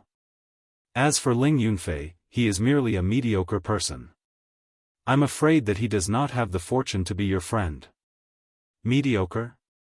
Qin Feiyang slightly raised the corner of his mouth and said with a faint smile, Ling family patriarch, I don't know why you want to suppress Ling Yunfei, but I can tell you very responsibly that you will regret it in the future. The Ling family patriarch clenched his hands, and the anger in his eyes was clearly visible. Seeing this, Luo Xiong frowned, Jiang Haotian, the Ling family patriarch is an elder, you can't be so rude. The pavilion master of the treasure pavilion also said, yes, as a junior, you should behave like a junior. What are you doing? I didn't think it through. Qin Feiyang hurriedly admitted his mistake and said, I'm sorry, Ling family patriarch, I spoke inappropriately, I hope you can forgive me. It's fine. The Ling family patriarch waved his hand and returned to his seat. His expression was quite unpleasant. The other patriarch's gazes were a little different. It seemed like the Pill Hall Master and the Treasure Pavilion Master really valued Jiang Haotian. Luo Xiong said, Jiang Haotian, tell us now, why did you suddenly come back? Everyone on the scene immediately had a trace of doubt in their eyes. Qin Feiyang said, Seniors, Ling Yunfei and I found Qin Feiyang and the wolf in the Black Bear Mountain, so we rushed back to report to you. What? Qin Feiyang. Is this true? At that moment, everyone stood up and stared at Qin Feiyang and Luo Xiong. However, Ling Yunfei also looked at Qin Feiyang with a confused face. It's true. Qin Feiyang nodded his head. The Ling family patriarch glanced at Qin Feiyang, then turned to Ling Yunfei and asked, Tell me, is this true? This, Ling Yunfei hesitated for a while, then nodded his head, it's true. The city master was overjoyed and laughed, You've made a great contribution this time. I'll reward you with a high-grade martial skill now.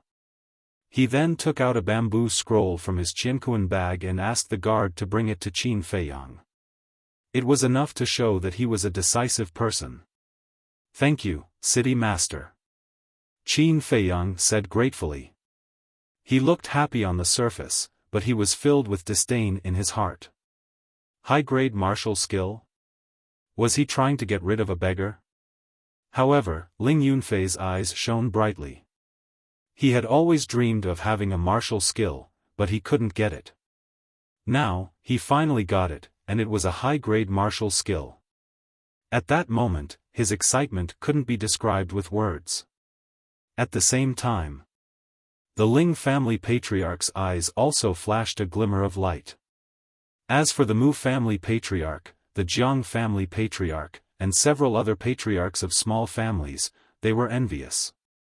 At this time, the 6 young men and women finally ran out of the Black Bear Mountain. They came to the high platform with excitement, but when they heard that Qin Feiyang actually took the credit, their faces instantly became gloomy. However, the city master saw that they had worked hard to come back and reported the news, and each of them was rewarded with 1,000 gold coins. But how can 1,000 gold coins be compared with a high-grade martial skill? The 6 people were extremely upset, but they didn't dare to vent their anger because of the presence of several giants next to them. The few big shots also gathered together to discuss. The martial arts hall master frowned, this man and the wolf, how could they save the Black Bear King's cub? Do they know the Black Bear King? Whether they know him or not, I'm going to the Black Bear Mountain. Luo Xiong said coldly.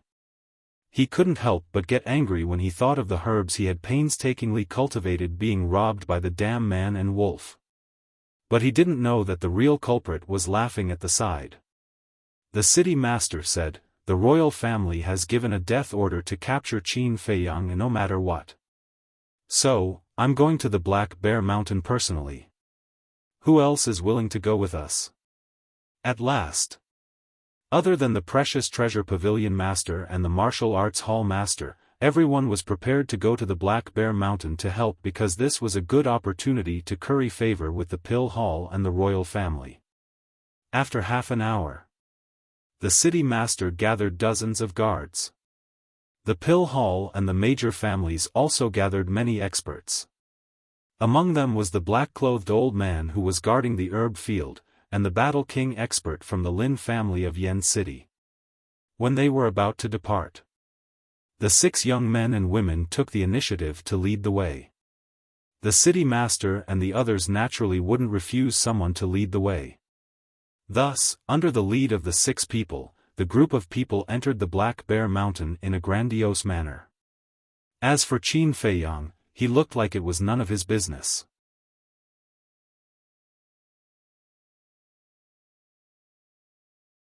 Chapter 60. Why don't you let me go? After watching the city lord and the others enter the mountain range, Ling Yunfei retracted his gaze and walked to Qin Feiyang's side and asked softly, "I'm doing this for your own good. I don't want you to lose your life."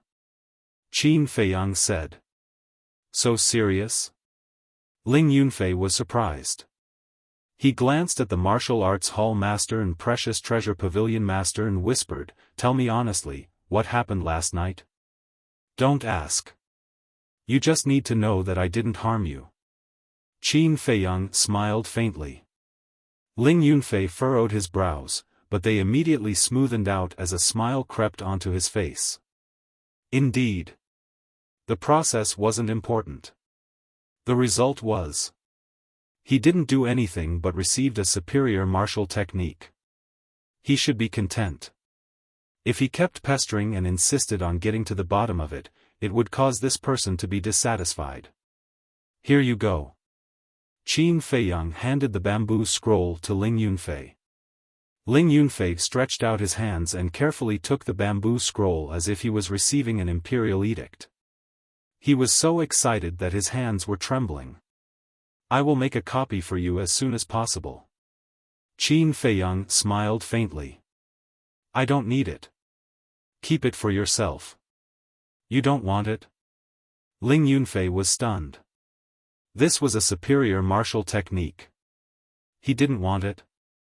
"Jiang Haotian, are you interested in joining my martial arts hall?" At this moment, the martial arts hall master's voice sounded behind him. Ling Yunfei's body stiffened. He turned around and looked at Qin Feiyang enviously. Qin Feiyang smiled bitterly. He turned around and looked at the martial arts hall master. He cupped his hands and said, "Senior, thank you for your kindness. However, I'm used to being lazy. I'm afraid it's not suitable for me to stay in the martial arts hall." "Reject?" Ling Yunfei was stunned. What was this guy doing? The martial arts hall was recognized as the sacred land of martial arts. Others dreamed of entering, but it was extremely difficult. Not to mention that the martial arts hall master personally sent out an invitation. To any youth, this was a supreme honor. At this moment, Ling Yunfei wished that he was Qin Feiyang. But this guy actually refused? He really wanted to ask, "Can you give this spot to me?" The martial arts hall master was astonished as well. "I've already told you that he won't agree. You still don't believe me? Now you're asking for a snub. Serves you right." The Precious Treasure Pavilion's pavilion master gloated from the side. "I don't believe that I can't handle a brat who's still wet behind the ears." The martial arts hall master snorted inwardly and glared at the Precious Treasure Pavilion master. He then looked at Qin Feiyang and smiled, "As long as you enter the martial arts hall, I will immediately apply to the Yen City's Martial King Hall for a reserved slot." "What?" Internally decided. The head of the Precious Treasure Pavilion, Ling Yunfei, was dumbfounded. The level of the Martial King Hall was even higher than the Martial Arts Hall. There were countless martial arts halls in the entire county of Yen. However, there were only 2 people in the Martial Emperor Hall. One was in Yen City. The other was in Starmoon City. Anyone who could enter the Martial Emperor Hall was a genius among geniuses. The Martial Emperor Hall was famous for being strict when it came to recruiting disciples. Even the Martial Arts Hall's disciples had to go through layers of tests to enter the Martial Emperor Hall. However, it would be different if they obtained a reserved slot. Once the time came, they would definitely be able to enter the Martial Emperor Hall. If it was someone else, they would be jumping for joy. However, they didn't know that the 3rd Hall Master and the Martial Arts Hall Master had already offered the same conditions in the Iron Bull town. Qin Feiyang didn't care at all. He even felt a sense of enmity in his heart. No matter if it was the Martial Arts Hall or the Pill Hall, they were all controlled by Di Quan. He hated Di Quan very much. Qin Feiyang cupped his hands and said, "Senior, I'm really sorry." "You still refuse?" Ling Yunfei couldn't believe it. Was there something wrong with this bastard's head? The 2 leaders looked at each other in dismay. The Martial Arts Hall Master frowned and said, "Is it because of the Pill Hall that you don't want to enter the Martial Arts Hall? Old dog Shen, how dare you try to steal my man? I'm not done with you today." Right at this moment, an angry roar could be heard. Immediately after, a white figure flew out from the city. It was the white-clothed old man who tested Qin Feiyang's mental strength in the Pill Hall. He rushed up to the high platform. Without saying anything, he rolled up his sleeves and rushed towards the Martial Arts Hall Master. He looked like he wanted to fight with him. The Martial Arts Hall Master frowned. The Precious Treasure Pavilion Master quickly stood up and stopped the white-clothed old man. He comforted him and said, "Old Feng, you're going overboard. Furthermore, you're already so old. Don't be so angry. Calm down. Let's talk things over. What else is there to talk about? He obviously knows that Jiang Haotian is someone my Pill Hall wants. Now, he's interfering. Isn't he going overboard? Old dog Shen, do you still have any sense of shame?" The white-robed old man immediately rained curses down on him. "Old Feng, Jiang Haotian has been hiding for a whole month. It's obvious that he doesn't want to go to the Pill Hall.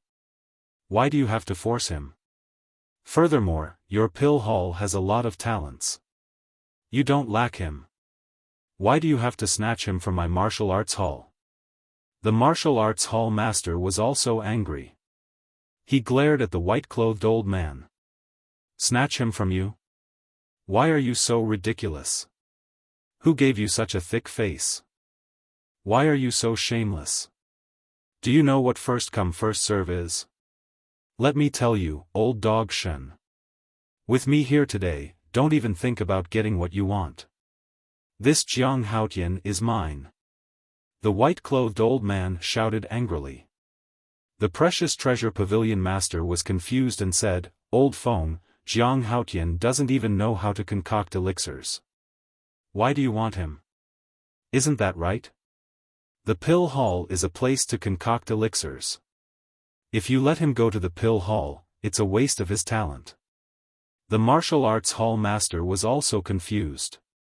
Bullshit. It's a waste of talent for him to enter the Martial Arts Hall. The white-clothed old man sneered. Seeing how unreasonable he was, the Martial Arts Hall Master said angrily, "You're being unreasonable, right?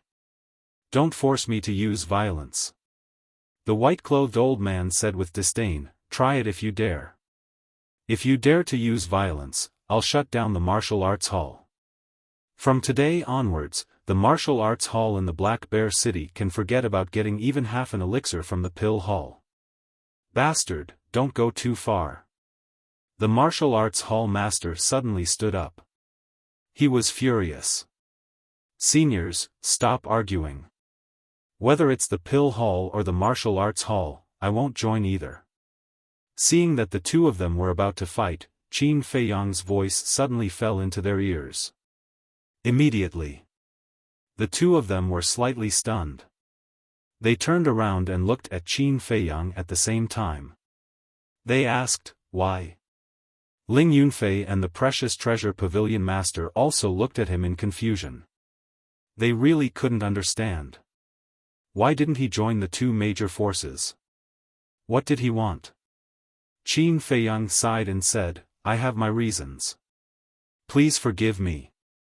The few of them looked at each other and didn't know what to say for a moment. Qin Feiyang turned around and walked to the bottom of the city wall. He leaned against the wall and lowered his head in silence. Ling Yunfei came to his side and patted his shoulder.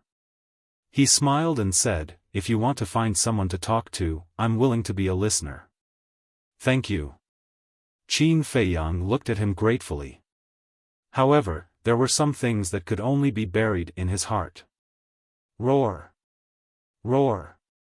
Chirp! Suddenly, in the mountain range, there were loud beastly roars. It was deafening and startled the surroundings. There were the roars of ferocious beasts. There were the sharp cries of ferocious beasts. Some of the sounds came from the outside of the mountain range. However, some of them were very far away. They came from the middle and the depths of the mountain range. Qin Feiyang suddenly raised his head and looked at the Black Bear Mountain. His eyes flickered as he muttered to himself, "Has the beast tide started? What's going on?" Ling Yunfei, the martial arts hall master, and the other two stared at the Black Bear Mountain in bewilderment. The people in the city heard the sound and rushed out of the city. "Let's go and take a look." The old man in white took a step forward and rushed towards the Black Bear Mountain. The two leaders looked at each other and quickly followed. Soon, the three of them returned with gloomy faces. Seeing this, Qin Feiyang and the martial arts hall master went up to greet them. Ling Yunfei asked, "My three lords, what happened?" "Beast tide." The old man in white spat out these two words with difficulty. "What? It's actually a beast tide. I've lived in the Black Bear Mountain for most of my life, and there has never been a beast tide. Why did it suddenly happen today? There must be a reason. Those young people are still hunting in the Black Bear Mountain. What should we do now?" At this time, many people had already arrived outside the city. When they heard the two words beast tide, there was a commotion. "Everyone, don't panic. Those ferocious beasts have no signs of leaving the Black Bear Mountain. However, for safety reasons, please enter the city as soon as possible. I will mobilize all the disciples of the martial arts hall to protect everyone's safety." The martial arts hall master shouted. Before his voice faded, the people outside the city rushed into the city again. "Old Pei, Old Feng, you guys stay here. I'll make the arrangements." The martial arts hall master instructed and hurriedly entered the city, disappearing into the crowd. How could this be? We have always been at peace with the ferocious beasts of the Black Bear Mountain. Why would they suddenly go crazy today? City Lord, you have to hurry. Those young people are the future pillars of the Black Bear City. They can't die in the Black Bear Mountain. Looking at the Black Bear Mountain, the old man in white and the treasure pavilion master were worried. The entire Black Bear City. At this moment, they were on high alert. Beast tide, Ling Yunfei, who was beside him, kept muttering these two words in his heart. Suddenly, he seemed to have thought of something and turned to look at Qin Feiyang in surprise. He asked in a low voice, "Did you already know that there would be a beast tide in the Black Bear Mountain?" Qin Feiyang nodded. Ling Yunfei reached out and grabbed Qin Feiyang's arm, hurriedly walking down the high platform. The treasure pavilion master and the other two saw it, but they didn't care. They only thought that the two were frightened by the beast tide. The two came to an empty corner. Ling Yunfei turned to look at Qin Feiyang and said angrily, "Since you already knew, why didn't you tell the city lord and the others in advance? Do you know how many people will be killed by this? Qin Feiyang said, are you worried about the people of your Ling family? I'm worried about everyone. Jiang Haotian, when you killed Jiang Chuan and the others yesterday, I thought that your cruelty would be limited. But now I understand that I was too naive. You have already lost your humanity. You don't deserve to be a human. I, Ling Yunfei, really can't afford to have a friend like you. I hope we never meet again. Ling Yunfei said in disgust and turned to leave angrily. I have lost my humanity, I don't deserve to be a human. Qin Feiyang couldn't help but laugh. But it was a sneer. The Ling Yunfei from 5 years ago was very similar to the current Ling Yunfei. But after that unforeseen event, and the 5 years of experience in Iron Ox Town, he deeply understood one truth. Everything in this world was not as beautiful as he imagined. This world was very cruel. Everywhere was filled with desire. Kindness and pity would only make one die faster. You are indeed too naive. Because soon, those people you are worried about will once again throw you into the abyss. All your hopes will turn into bubbles in the end. You're tuning into the Xiaofan's Wuxia Tales YouTube channel. Don't forget to subscribe and join us on this journey to catch the most captivating stories.